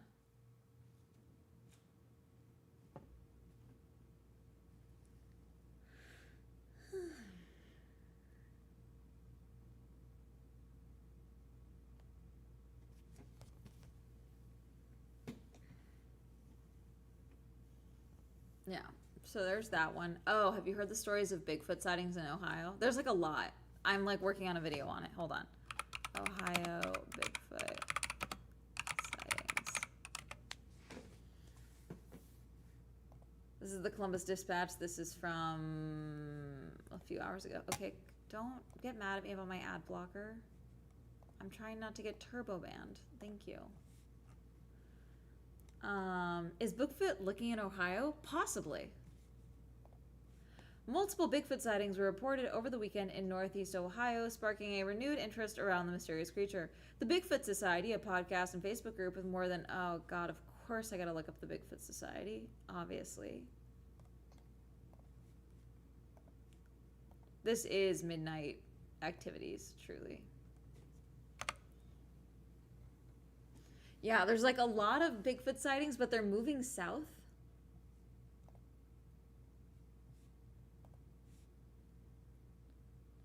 God, 30 minutes. I might, can I nap? I just like sleep right here. I just go to sleep. We do a sleep stream. 6 reported sightings in 5 days, with the most recent reported sighting in the Newton Township area early March 10th. Previous reports have centered around Ohio's Portage County. Bigfoot buzz is growing in Ohio. Here's what we know. Reports have come from other parts of Ohio, including Mantua, Garrettsville, and Windham. Those do sound like Ohio areas. This is the most documented Bigfoot activity since the 1970s, Bigfoot Society host Jeremiah Byron said in the post on March 10th. Oh, holy shit, Sunny. Sunny, you gifted 10 subs. Oh my gosh, thank you. You won the Swell Grand Prix. Thank you for subscribing and gifting 10 subs. Oh my god. Is that to keep me awake? Did you mean to do that? Was that an accident? Did you mean 1?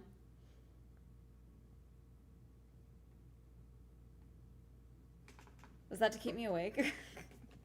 Only one thing to make late night streams better. Thank you. Much appreciated. You're like, this will keep her awake. Oh God, okay. I'm hungry, but I don't want to eat because then I won't sleep. You know what I'm saying? Like, I can't eat more. It is like the Bigfoot sightings moving south though is crazy.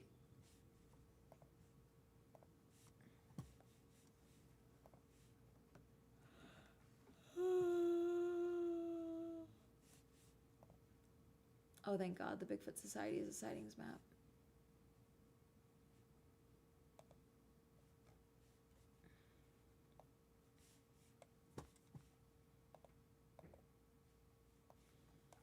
I respect a sightings map. Is there?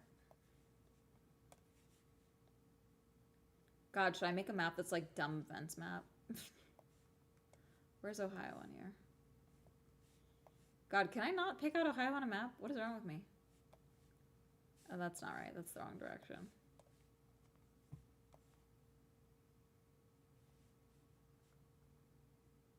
Can I not pick out Ohio on a map? There's no fucking way.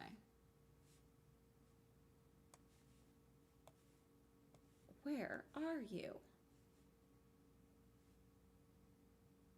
I found it. Oh, thank God. I was like, pfft.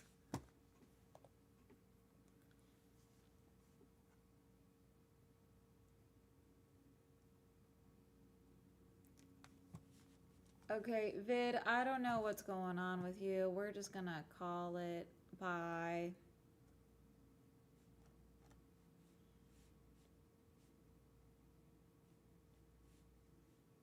Anyways. What is it with my YouTube streams that, like, I just get so many random weirdos?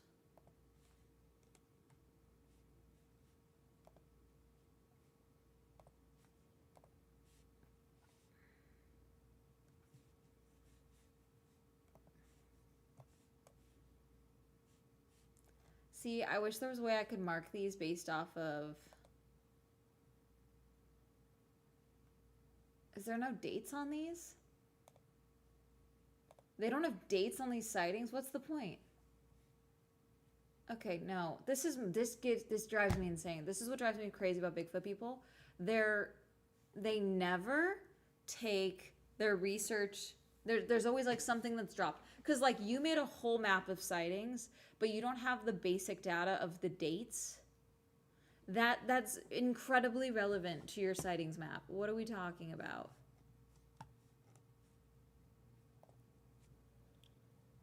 God.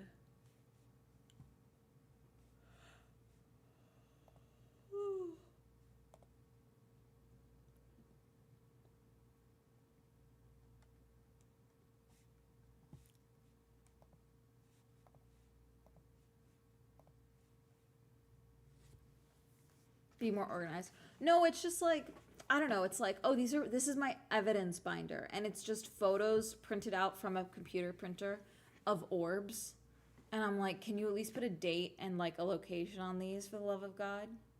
That seems like basic information.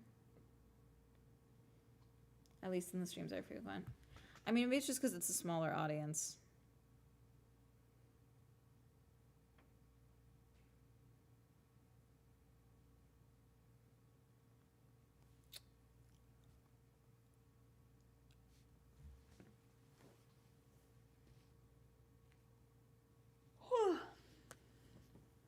It manipulates time. No, it's not. Okay, Mulder. Like, and that's aliens.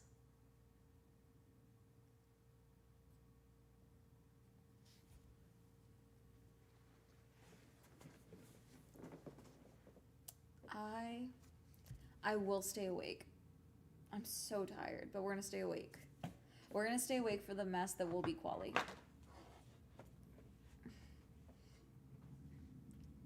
Why we don't have any actual high quality video. I actually, okay, so I did buy a copy of Skeptic magazine from the magazine stand the other day. Because I was walking back home and I was like, you know what? Let me buy this. And then I was irritated because 90% of the images in that are AI generated. Which, like, you're a magazine. Actually, I need you to do better. I'm actually disgusted. But I literally bookmarked this because they literally, one of the articles in there was about the fact that we have less sightings. This is from Hesley Machado Silva. Where have all the UFOs, Yeti, demons, and ghosts gone? Smartphones, high-definition cameras, and the disappearance of paranormal and supernatural phenomenon. A skeptical analysis. With sweet, Sunny, I'm right.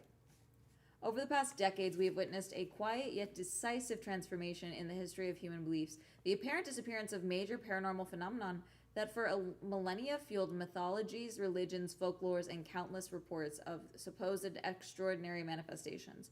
UFOs hovered over mountains and deserts. Colossal creatures such as Bigfoot, the Yeti, and the Sasquatch roamed remote forests. Spirits, apparitions, and ectoplasmic entities materialized in abandoned mansions. Miracles occurred before the eyes of the devout. Demonic possessions defied rational explanation.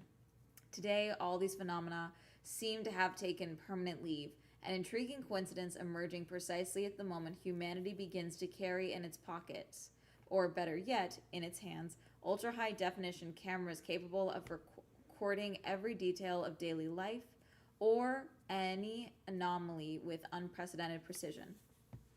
Before examining the role of smartphones, it is important to distinguish beliefs from manifestations. National opinion polls show that belief in paranormal phenomenon remains high. A 2005 Gallup survey indicated that roughly 3 in 4 Americans believed in at least one type of paranormal experience, including haunted houses, communication with the dead, and astrology. Astrology, I feel like we can't loop into that. That's like, do you like matcha? Then you're into astrology, you know? The people who made sightings are now developing AI psychosis. But, like, even then, all of these supposed Bigfoot sightings, people know Bigfoot is seemingly being spotted. And yet I have not seen a single video. Maybe people finally want to live in the moment right when they find Bigfoot. I don't know. This is just talking. In other words, beliefs persist and remain widespread, but the supposed phenomenon that would generate clear and reproducible evidence seem increasingly absent precisely at a moment when we possess technology capable of recording them with great clarity. This shift invites a skeptical exercise. Why have paranormal and supernatural apparitions disappeared exactly when it became possible to document them unequivocally? For centuries, human testimony was the primary source of such accounts. Let's see. I'm trying to think if there's anything else here that I can bring up, but I don't know. Is there no videos? Yeah, or even photo. Whenever, in fact, the door goes in my house because it opens randomly, helping my rats escape their cage. Okay, I'm looking at Bigfoot on Twitter. Let's see if anyone has video.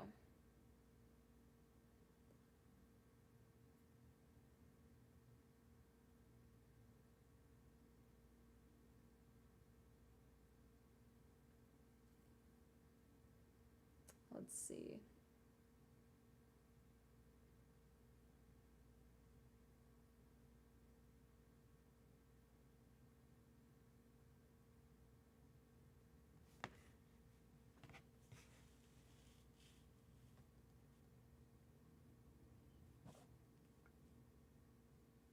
Let's see.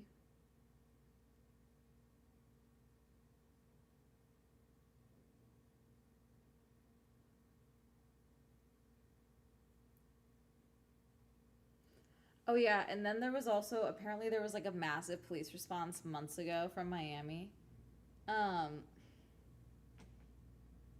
some people believe there was like creature sightings because there was a massive police response in Miami, which is very funny.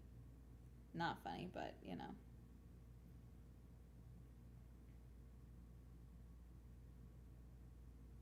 During a recent wave of Bigfoot sightings in Ohio, one driver reportedly nearly striking a large hairy figure crossing the dark rural road. The creature vanished into the woods before anyone could get a clear look. This is a Formula Float. It is a inflatable Formula One car, if that's what you're asking about.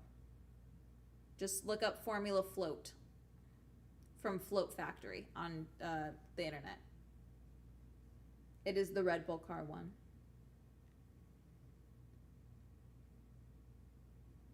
We've seen a lot of Bigfoot clips here on this channel with like Wilderness Whispers and stuff, and that's not good. Like, it's never, it's always like just some dude in black. Then they're like, oh, what is that?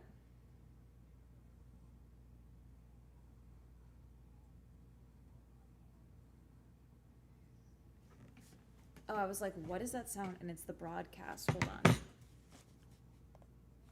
It started playing. I was like, is Hermes choking? And it's the car sounds coming through my headphones from the clip they're playing. Oh my God.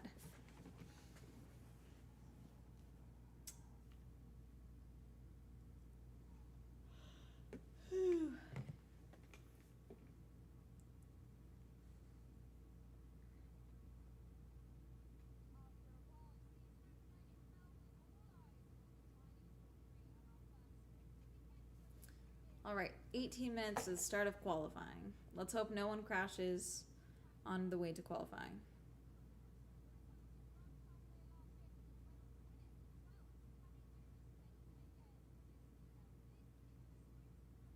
God, these fucking grok videos.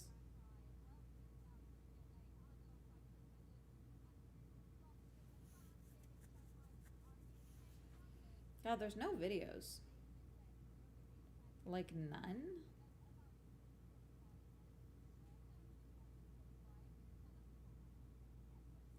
Wait, why is iRacing trending?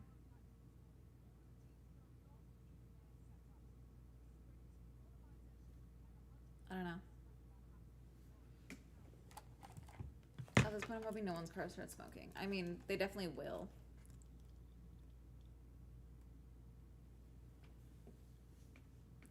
Again, it's slowest 6 cars are knocked out each queue.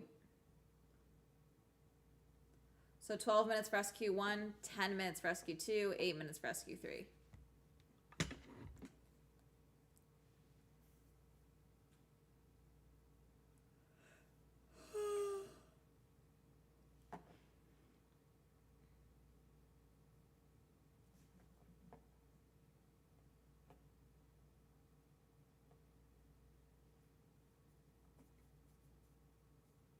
I'm so tired. Okay, I'm so sorry, Ruth. Can we jump ahead?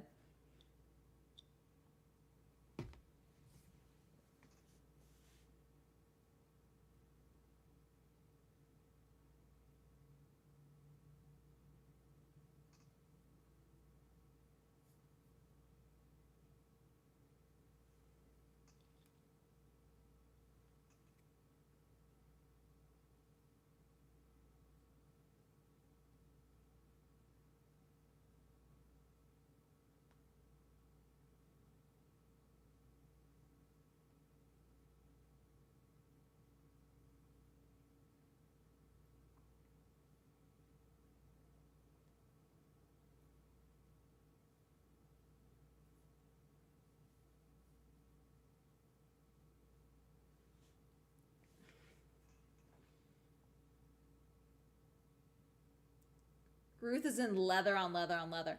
Does this jacket fit her? I really can't tell.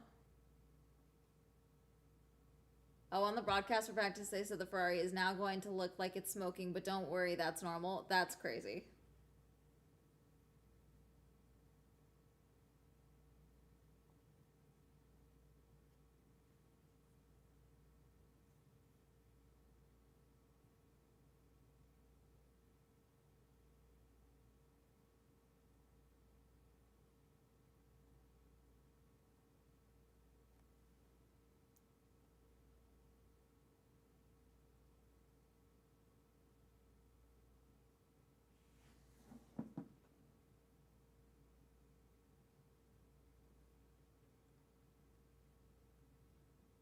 Let's see.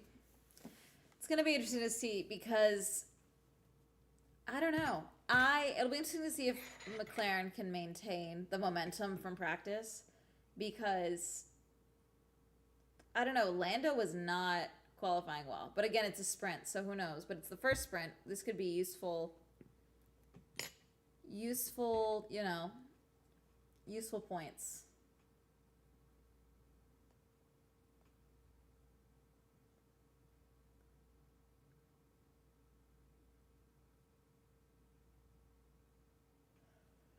Oh, the flat spotting tires. God, that was a crazy spin. That God, they did not show this angle for Lewis. He's so lucky he didn't end up in that gravel.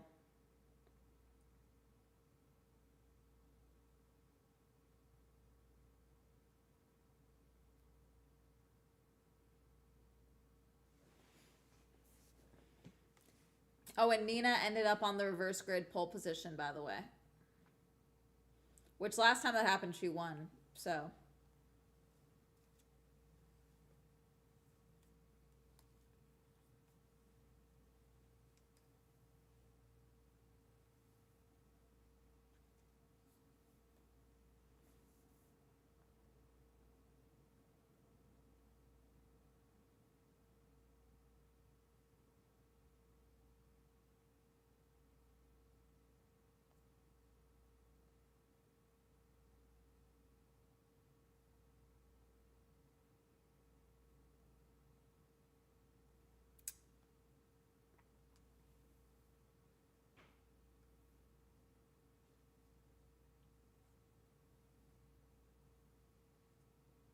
Here's Lando.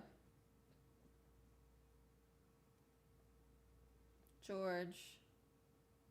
No one's in cars yet. We still got time, but.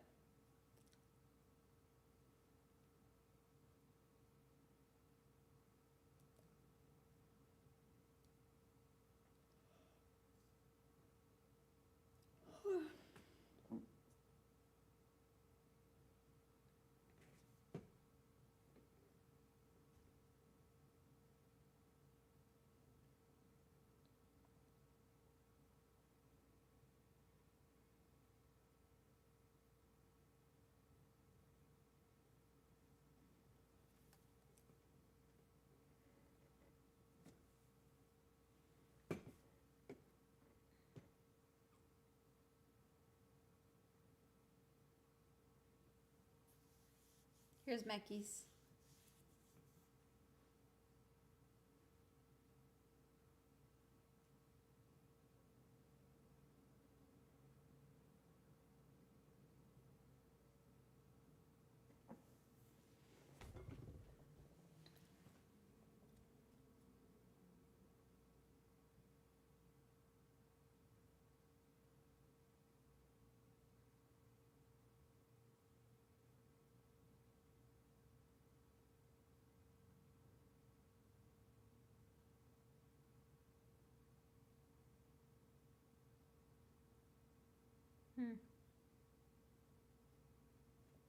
Just talking about energy management more than anything.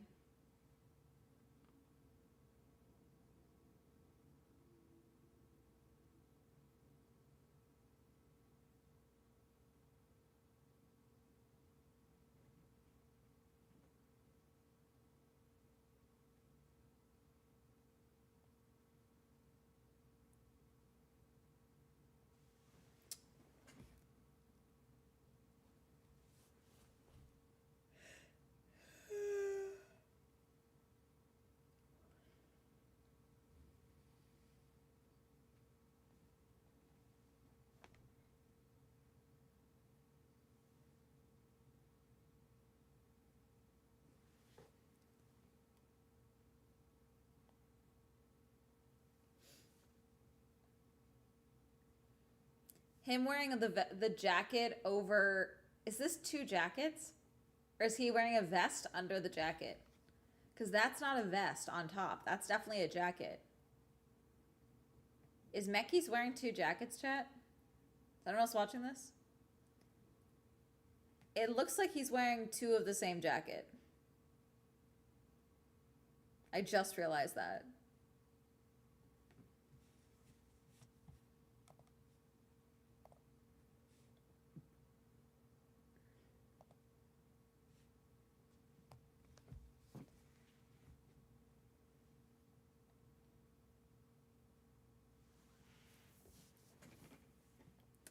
I mean, everyone here looks like they're dressed for different events.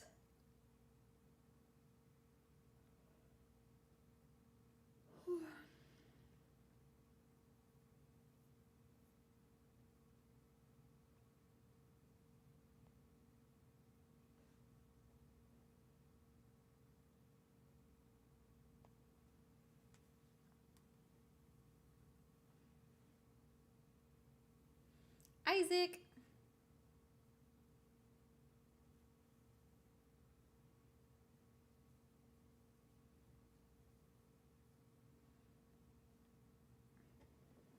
God, we might get an interesting quali and sprint race here compared to other races because these teams do want results, so they can do some shenanigans to try and get some. So we'll see. I'm so fucking tired. I'm so sorry. But I committed to streaming this tonight, so I'm here.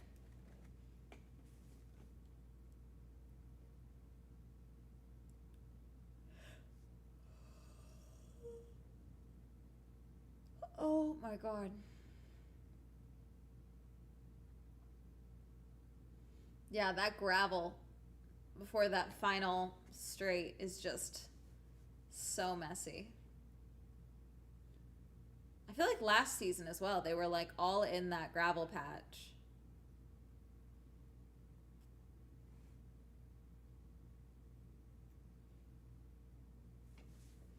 More swells subs to keep swelling. That won't do it. I'm just tired, chat. Let me just... Oh.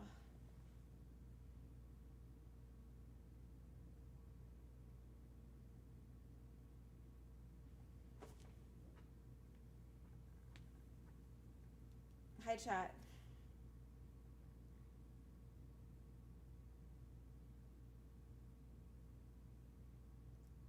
Qualifying 7 minutes.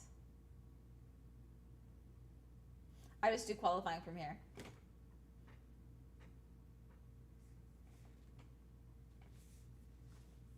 Lewis is a big deal there, which I know isn't surprising, but...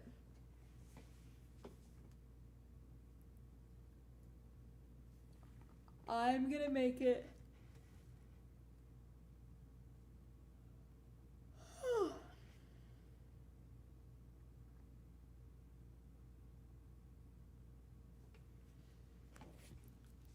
Liam was looking nifty? What, Ruth? Respectfully? What?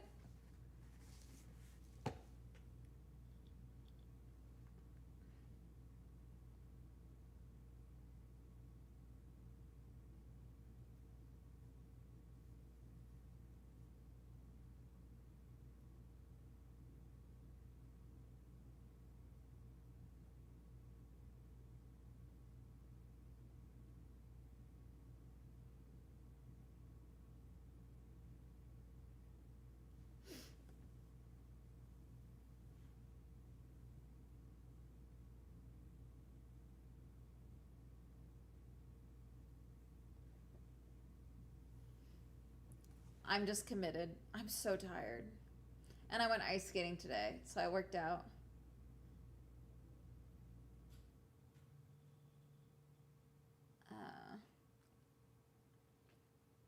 It's the sitting up and being like awake. Like if I was just like sitting on my phone in my bed, this would be a different thing.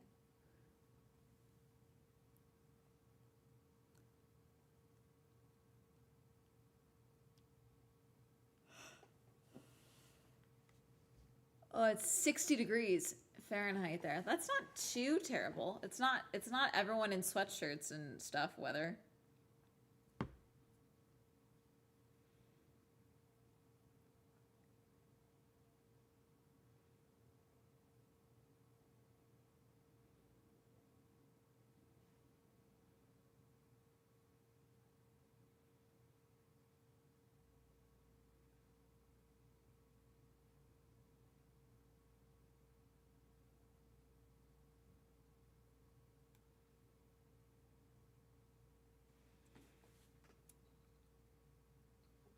Fantasy predictions.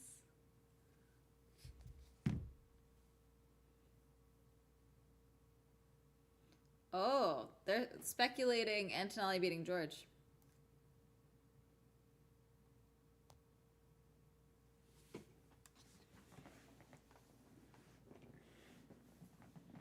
Four minutes. Into 12 a.m. makes races like this fair for me because that's when I'm awake. Fair. Hermes wakes me up at like 7 a.m. after the time change like this, so I've been getting up early.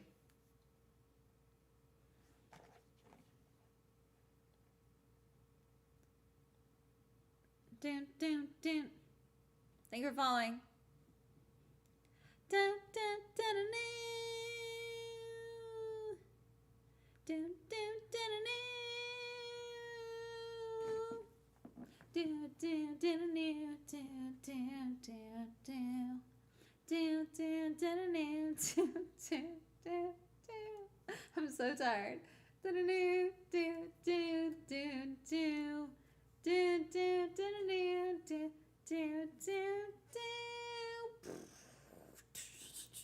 Bum, bum, bum. Bum, bum, bum. Bum, bum, bum, bum, bum. Bum, bum, bum. Ba, ba, ba, ba, ba, ba, ba.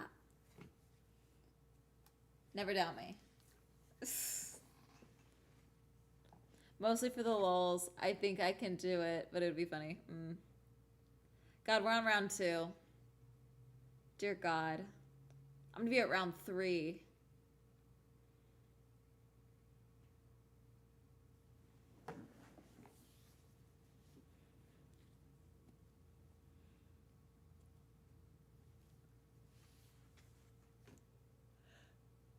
Four active arrow zone. 1 overtake action. Oh God, this is a mess. This is a mess.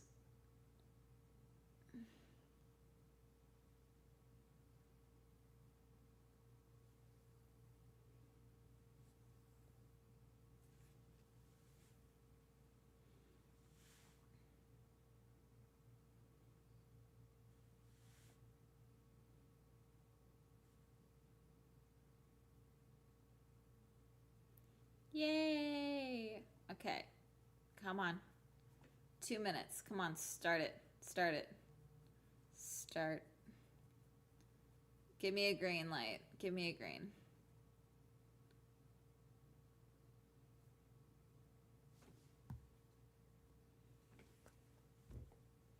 Lots of Ferrari hats, yeah.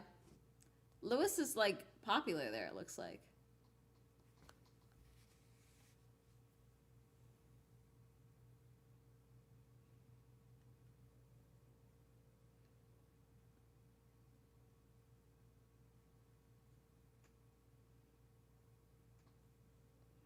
It's the year of the horse, it is.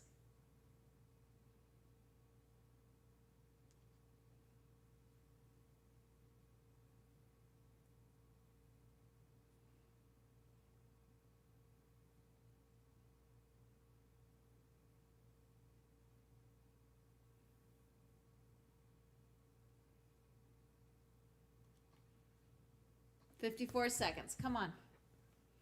Start, start, start. Okay. I'll win.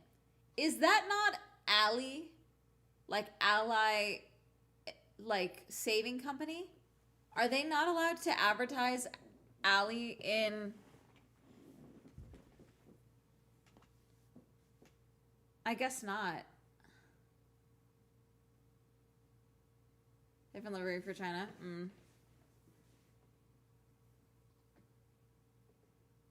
They did special race kits, but I don't know why. George. With his helmet cheeks. 6 seconds. 5 seconds. 4, 3, 2, 1. Go. Yes.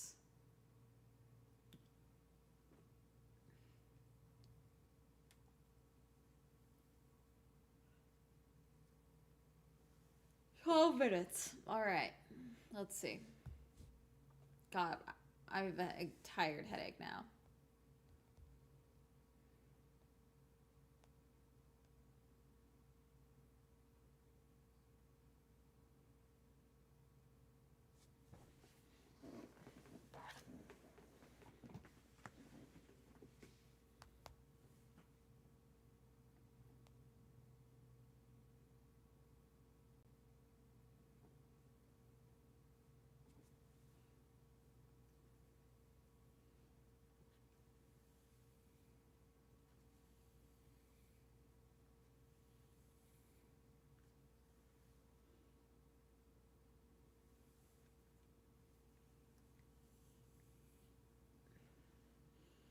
All right.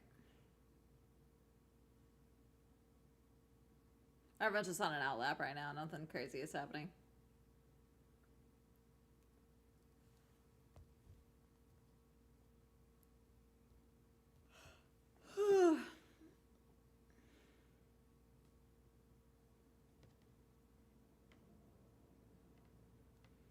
Got Fernando's in the garage still.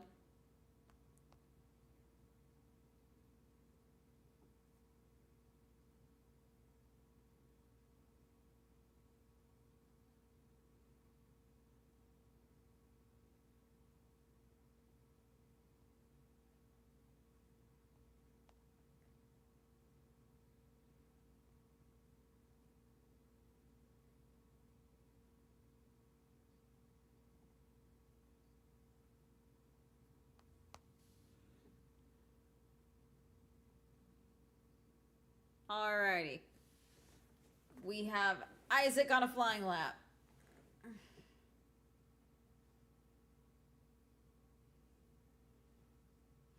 I know, I realized I have to relearn Checo and Valtteri's numbers. Because I forgot them. I was like, whose car is that?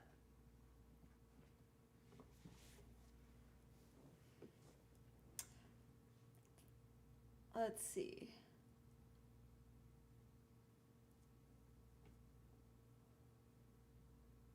The patchy grass looks really, really funny.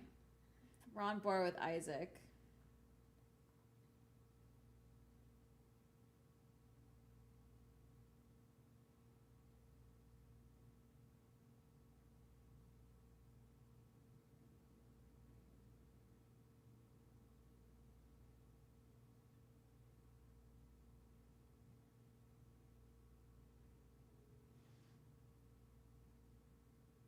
C and Max were the ones with my first year watching F1. Ah.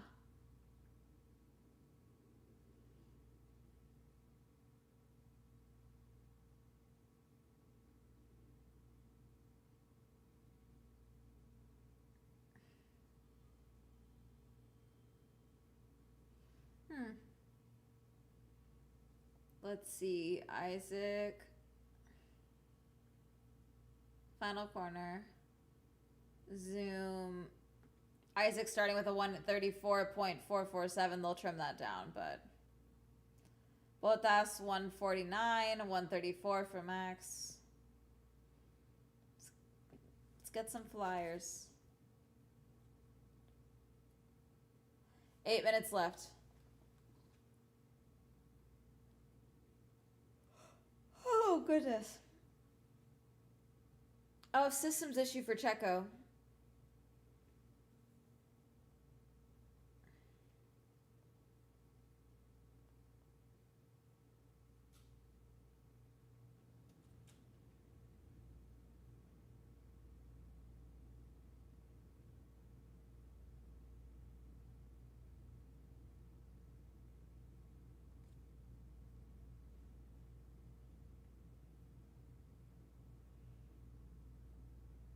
Charles does not have a good grip here. Let's see.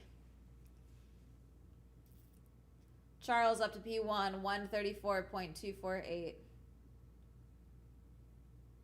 Ooh. Is that Lewis? Lewis, P1.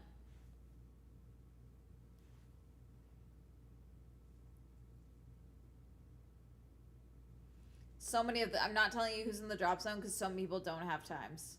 With 6 minutes, 50 seconds to go.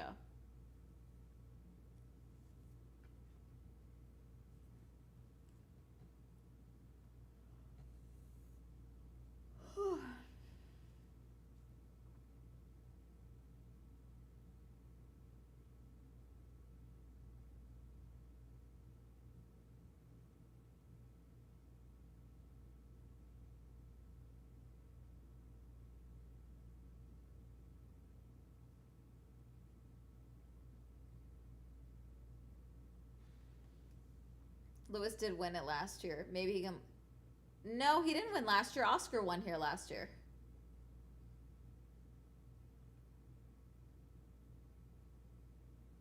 Was it last year or the year before?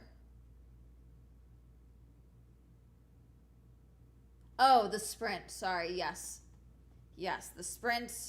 Lewis won the sprint last year. Sorry, I forgot. I thought you were talking about the race. My bad. Hulkenberg, P2.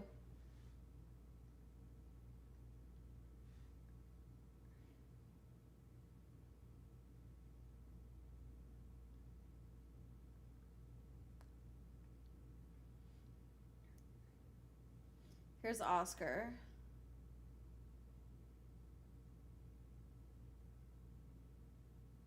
What sound did that car make?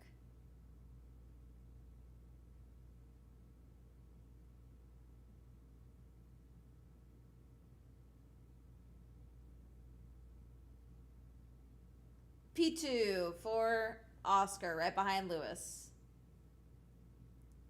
See where Lando ends up.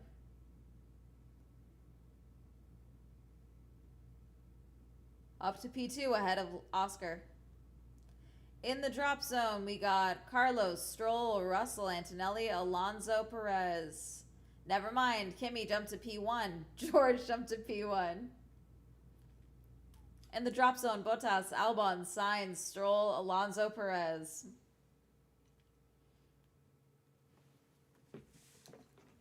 Come on, Max.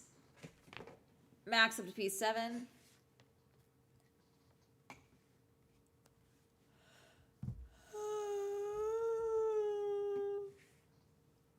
God. Hermes, no digging the couch.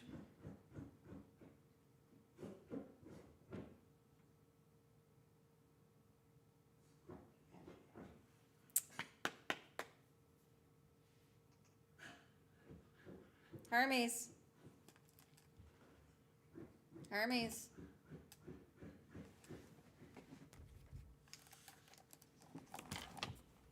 Can you stop, please, and not fuck up my couch?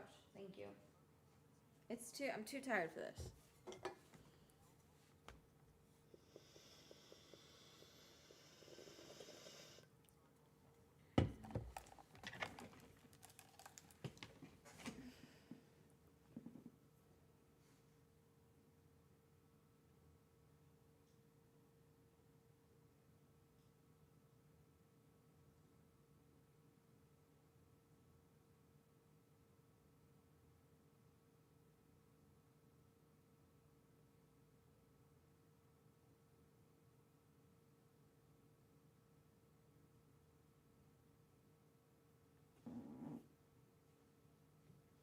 Late night crimes, yeah. Lewis and Charles are P2 and P3. The shifts are terrible. Max is complaining on the radio. Ooh. Is that Hulkenberg? Yeah. Hulkenberg just hit some little bit of the curb there.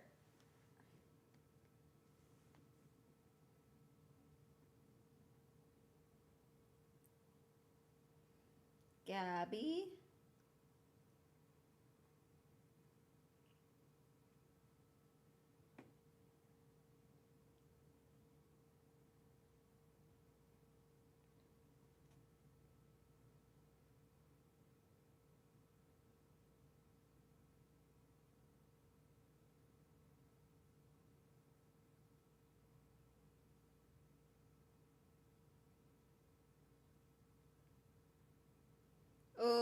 Oh, jeez, Gabby. Just drove straight through the gravel. He's just trying to help keep you awake, yep. 1 minute, 45 seconds to go in the drop zone. Albon, Colapinto, Stroll, Alonso, Bottas, Perez. Alex, get out of the elimination zone.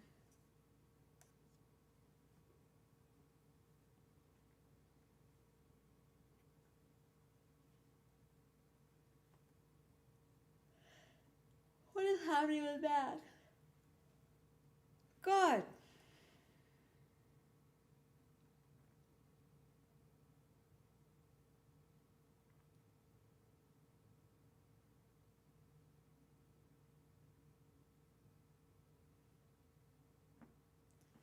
Come on, Isaac.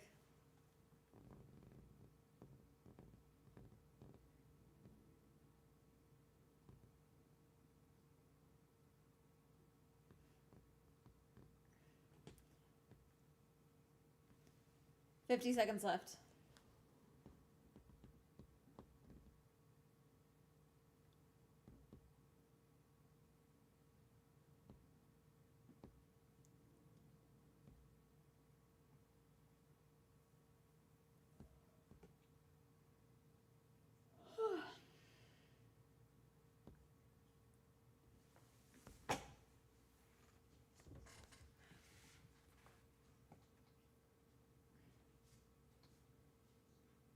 Lost in P9.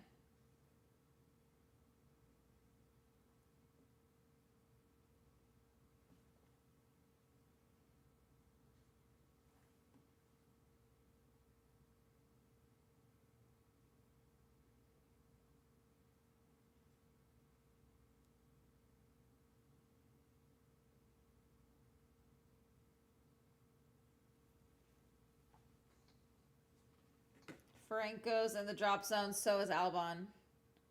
Call Pinto up to P15, but both Williams are looking at the exit. Let's see, Carlos, you're in 17th. Nope, Carlos is out.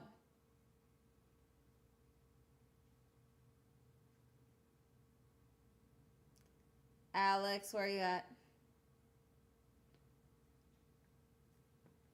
Oh God, we're on board with Ollie. What happened?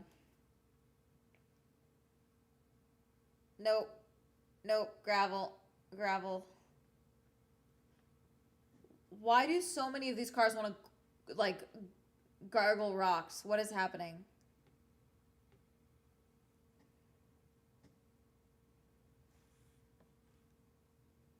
The Williams are not doing great.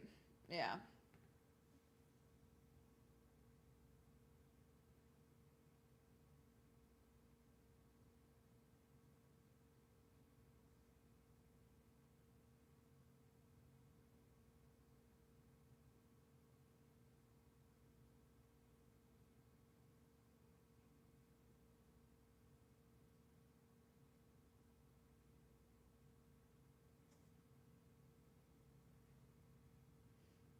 The Williams being out is crazy.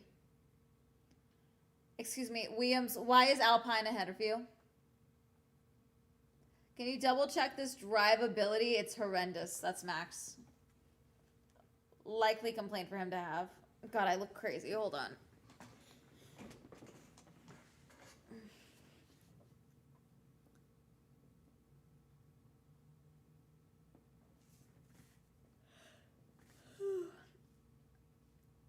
Yeah, Max almost tapped the gravel. He didn't, though.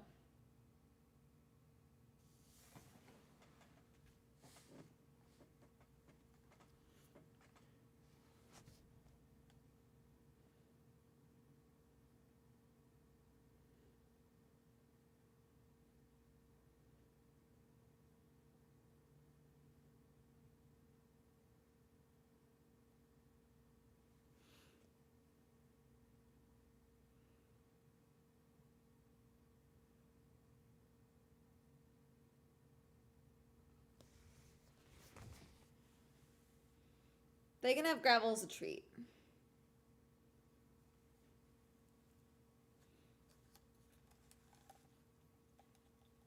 Like, Williams being out, though, is deranged. I don't know what's happening.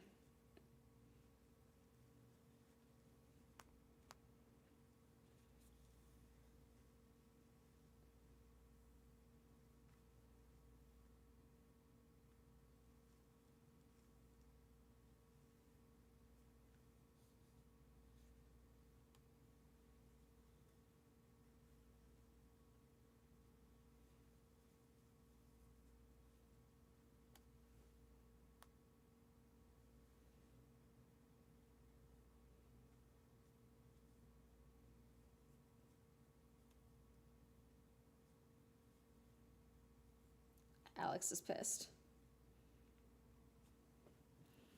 Alex is pissed.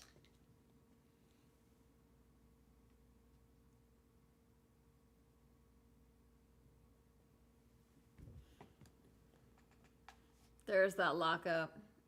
Yeah. God. Well, just remember, don't do any of this in the, do none of this in the actual qualifying session. Okay, boys? Oh, Bortego's car is being dissected. Fun. Okay, the sprint race is at 8 tomorrow. That's a good time.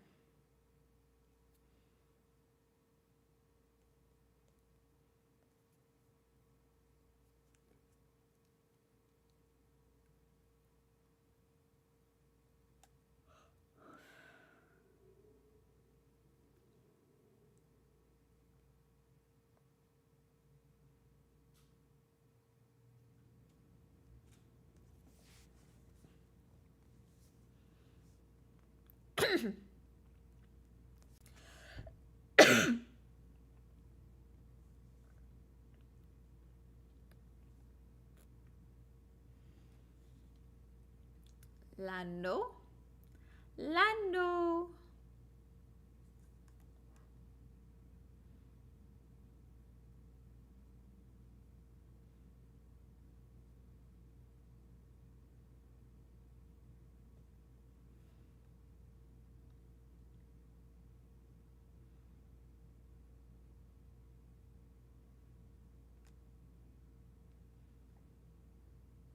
I'm vibing.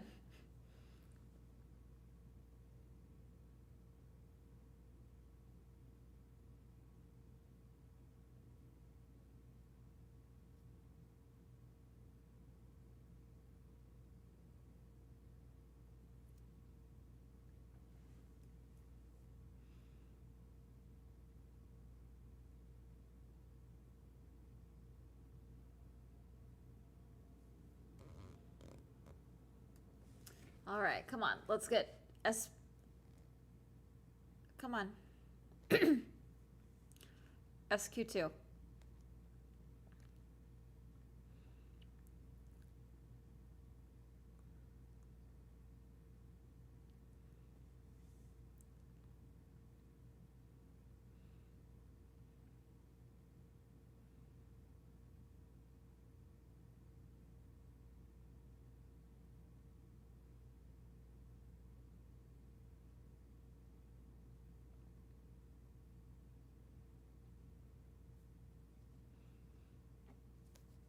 Alexandra Leclerc.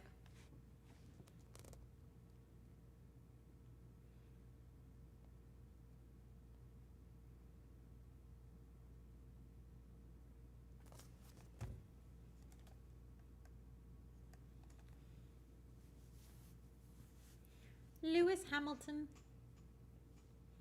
Finally, green light. Let's go. Give me a time.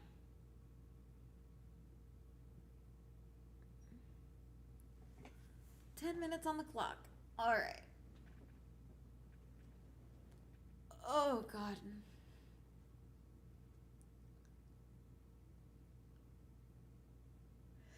They showed Alba.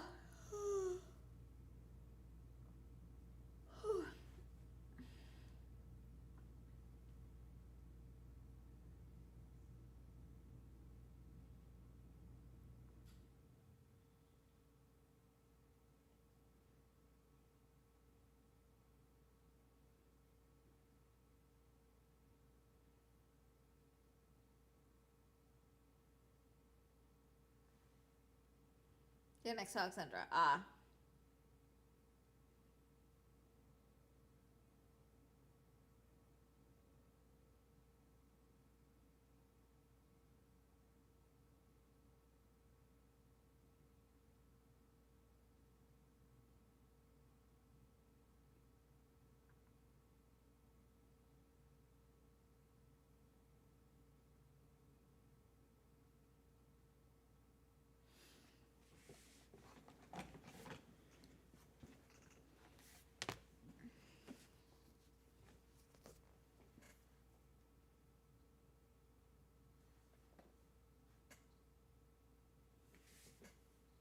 Lando.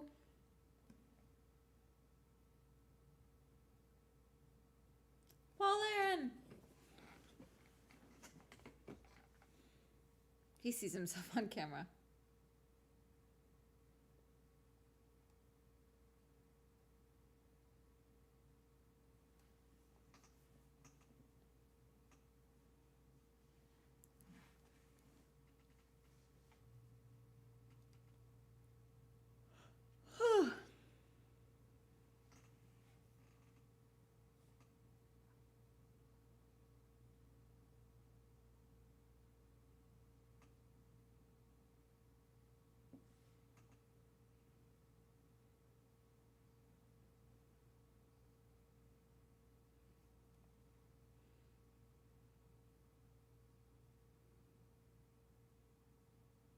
So yeah, they're all on medium tires, so they all had to be on medium tires for SQ2.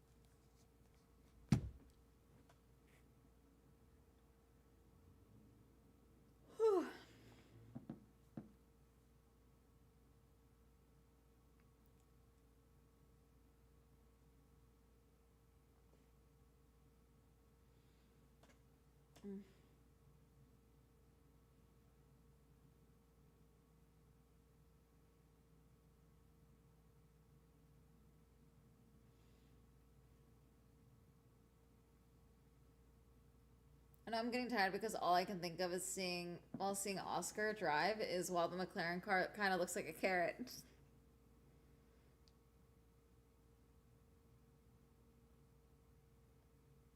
Jesus, Ollie. Ollie, how'd you even do that? Thank you for the P1. Right now in the drop zone, Gabby, Isaac, Arvid, never mind. Max, Gabby, Lawson, Max, Isaac, never mind. Okay, we'll leave it. Fuck it. We'll wait till you have more laps. Give me the times. What are we doing?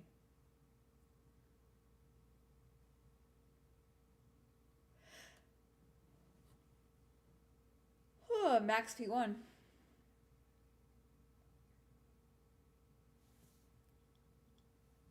Lindblad P5.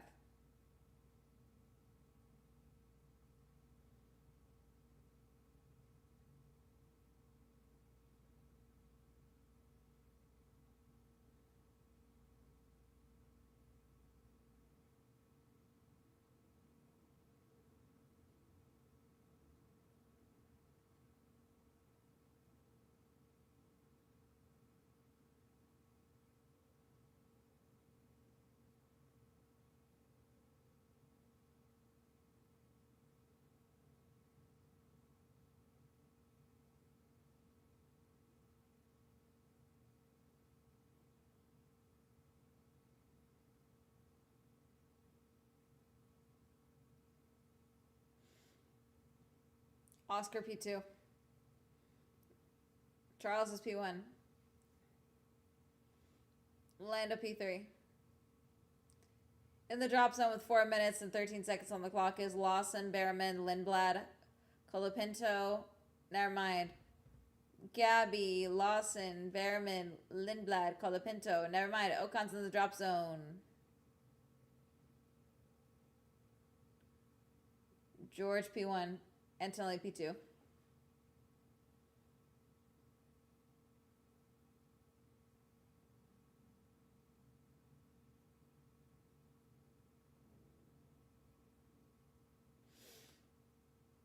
I'm gonna fall asleep. This is bad.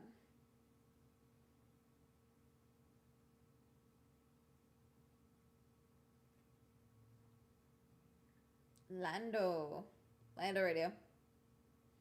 Yeah, he's blocked me. I set Antonelli right in the way. Yeah, I was gonna push that lap, but got in my way. Whatever.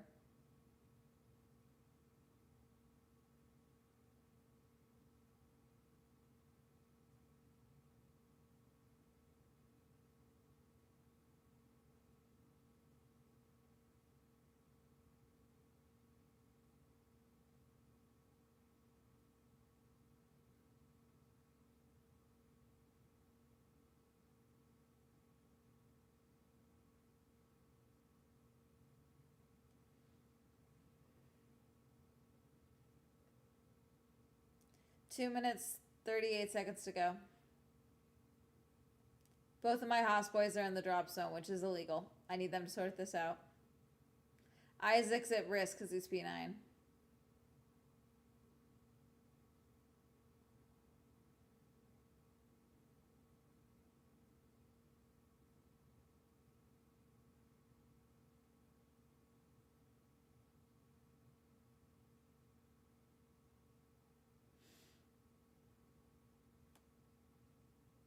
Still trying to figure out how Gasly got all the way up to the 8th. I don't know either. Antonelli and Lando impeding, noted.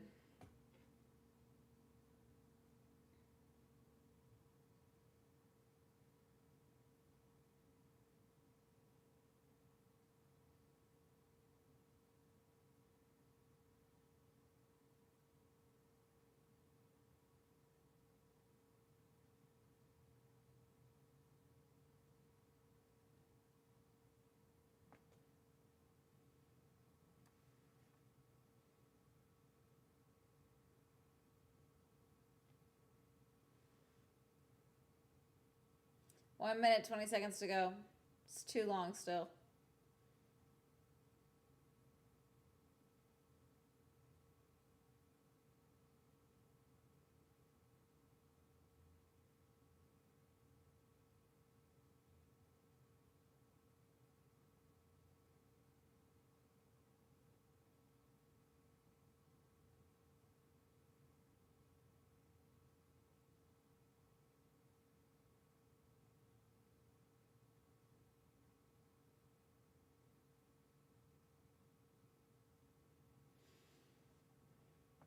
$40 seconds. Alpines are doing well because that gives power to Fabio. Fair. Sunny. Sunny, thank you for the 5 gifted subs. You won the Swell Grand Prix. 20 seconds left on the clock. I appreciate the... I'm just so tired, Sunny. I'm so tired. I want bed. But thank you. Now you had to move. I know. I had to get up. 2, 1. All right. In the drop zone, Hulkenberg, Ocon, Bortoletto, Lawson, Lindblad, and Colapinto. Bummer about Lindblad, but maybe he can get over.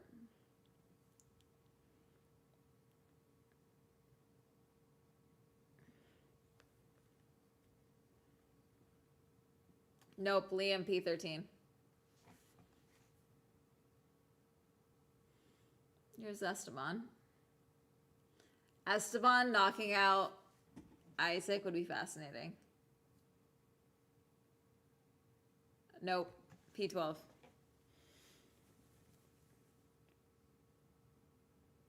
Oh. Rio.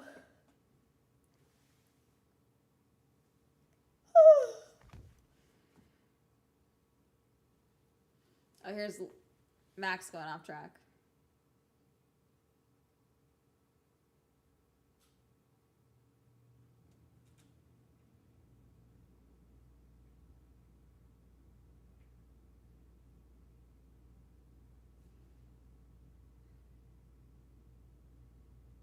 The Alpine just won the racing line of the last hairpin. That's ridiculous. Fair.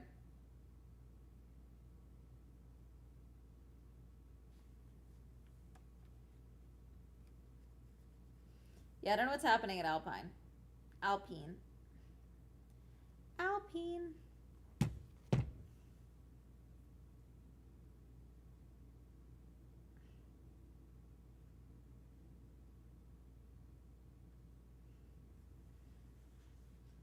All right, can we get Q3 going real fast, chat?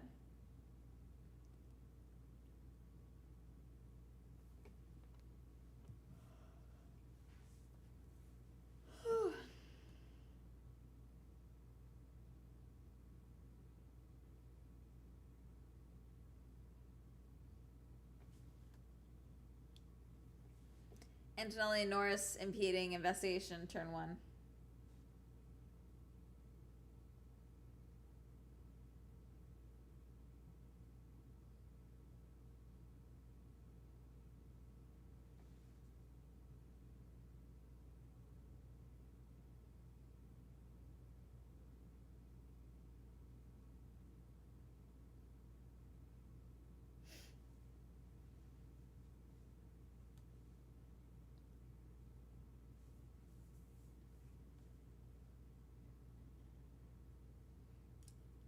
Isaac went to the weighbridge.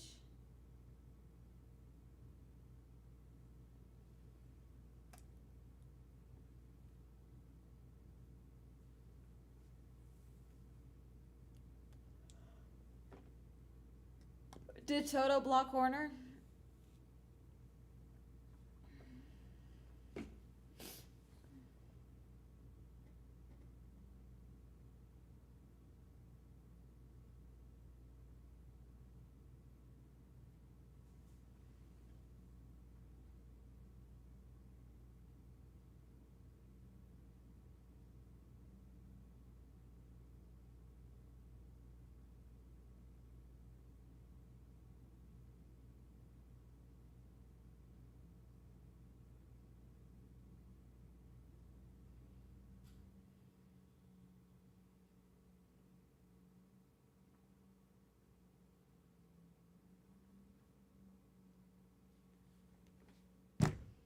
Ugly green, now I miss it.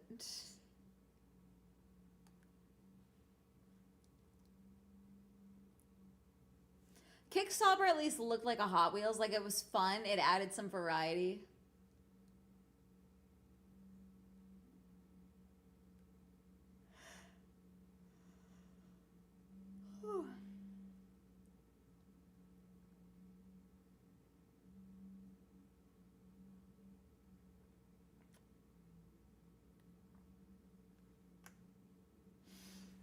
Oh my god. Okay, come on.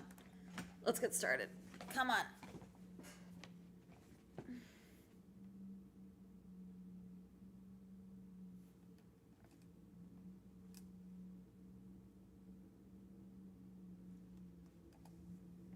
You could also green screen stuff onto it. Ole.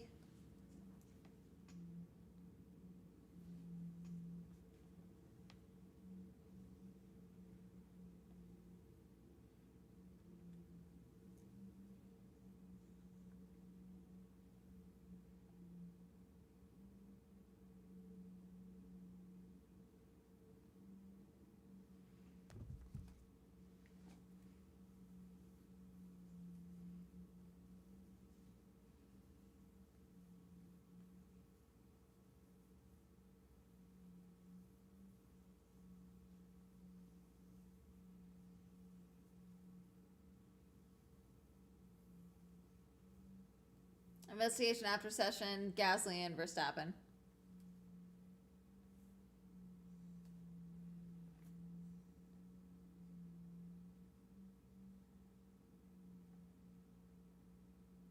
Oh yeah, I'd go to China.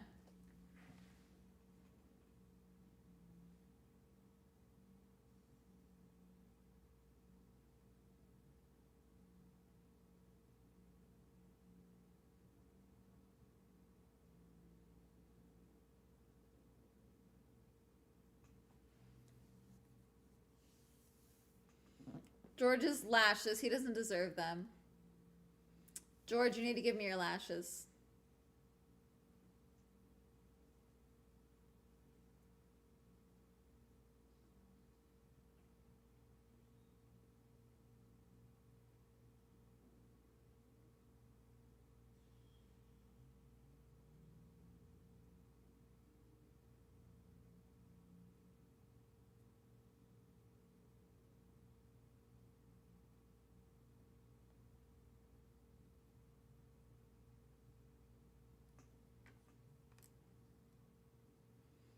So tired.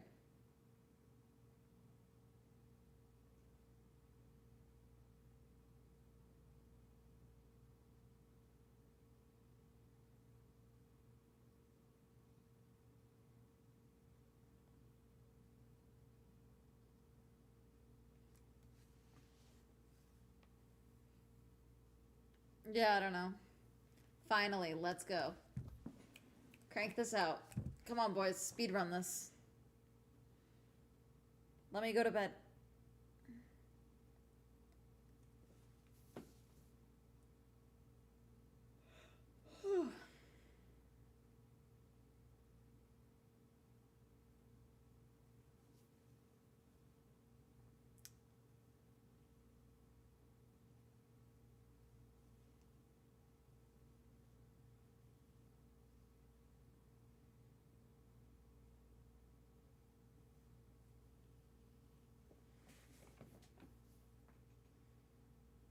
You can do it, Swell. Thank you. 6:54.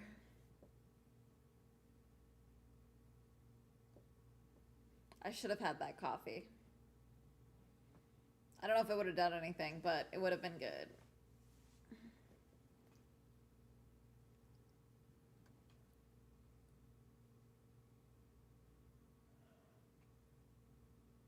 Whew.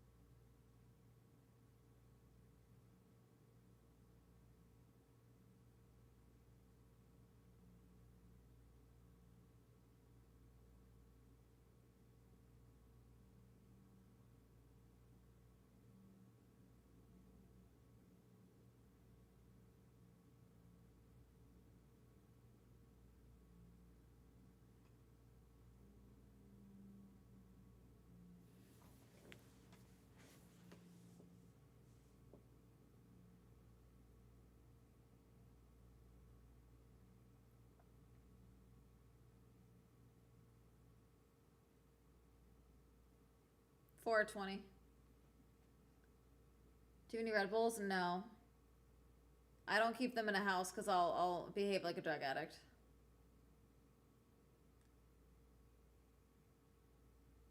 Come on.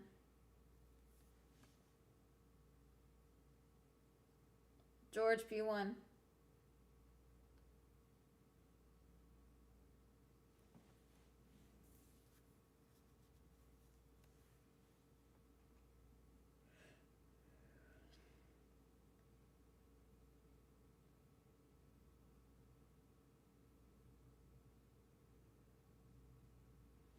Charles P3, Max P4. Hamilton, keep out of the gravel. Hamilton P3. Ahead of Charles. Lando, what are you thinking? Okay, Oscar's going out, but also what are you thinking?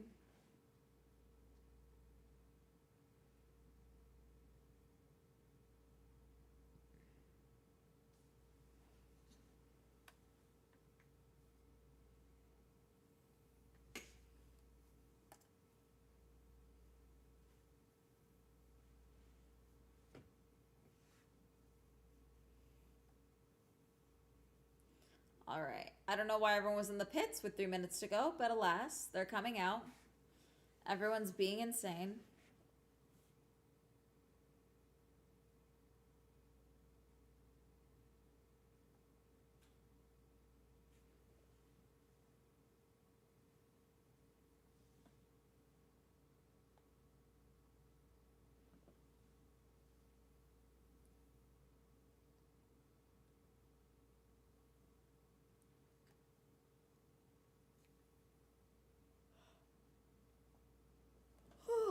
I just don't like, I don't like when you're in the pits and you see everyone else in the pits, like clearly everyone has the same goddamn idea, so get out of the pits, you know? But no.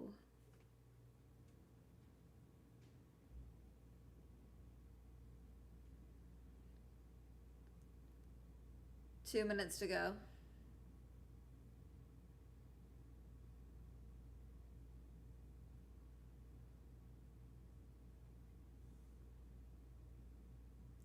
Yellow sector 1 for Kimmy.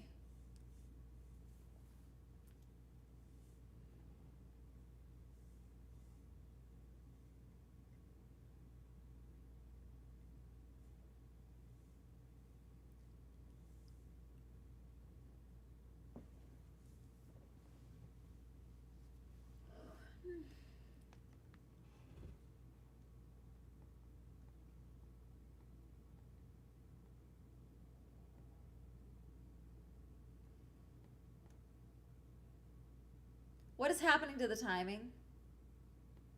Did you guys see that?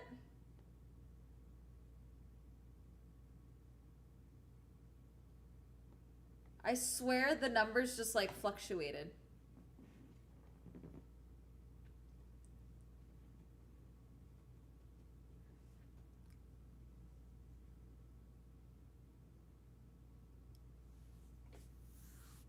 Come on, Kimmy. You want pole so bad.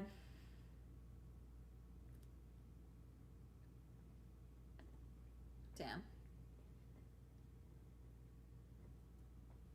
One more minute. 30 seconds.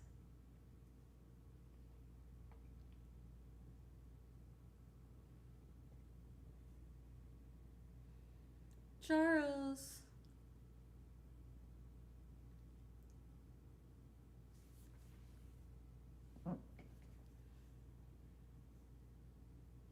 Charles P4. 10 seconds left.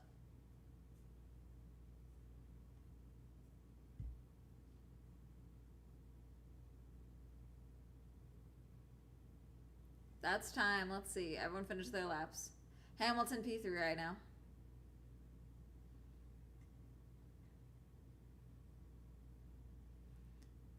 Gasly P5. I'm so sorry. Pierre cannot be in front of you, Max. Absolutely not. Lando P3.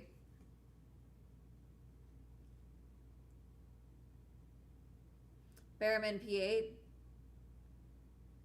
Oscar, stay out of the gravel. Oscar P5. Splitting the Ferraris.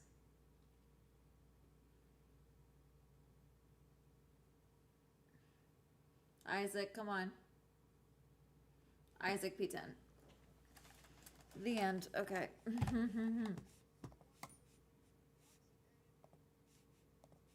Okay, I'm gonna go pass the fuck out. I'll see you guys tomorrow. Bye!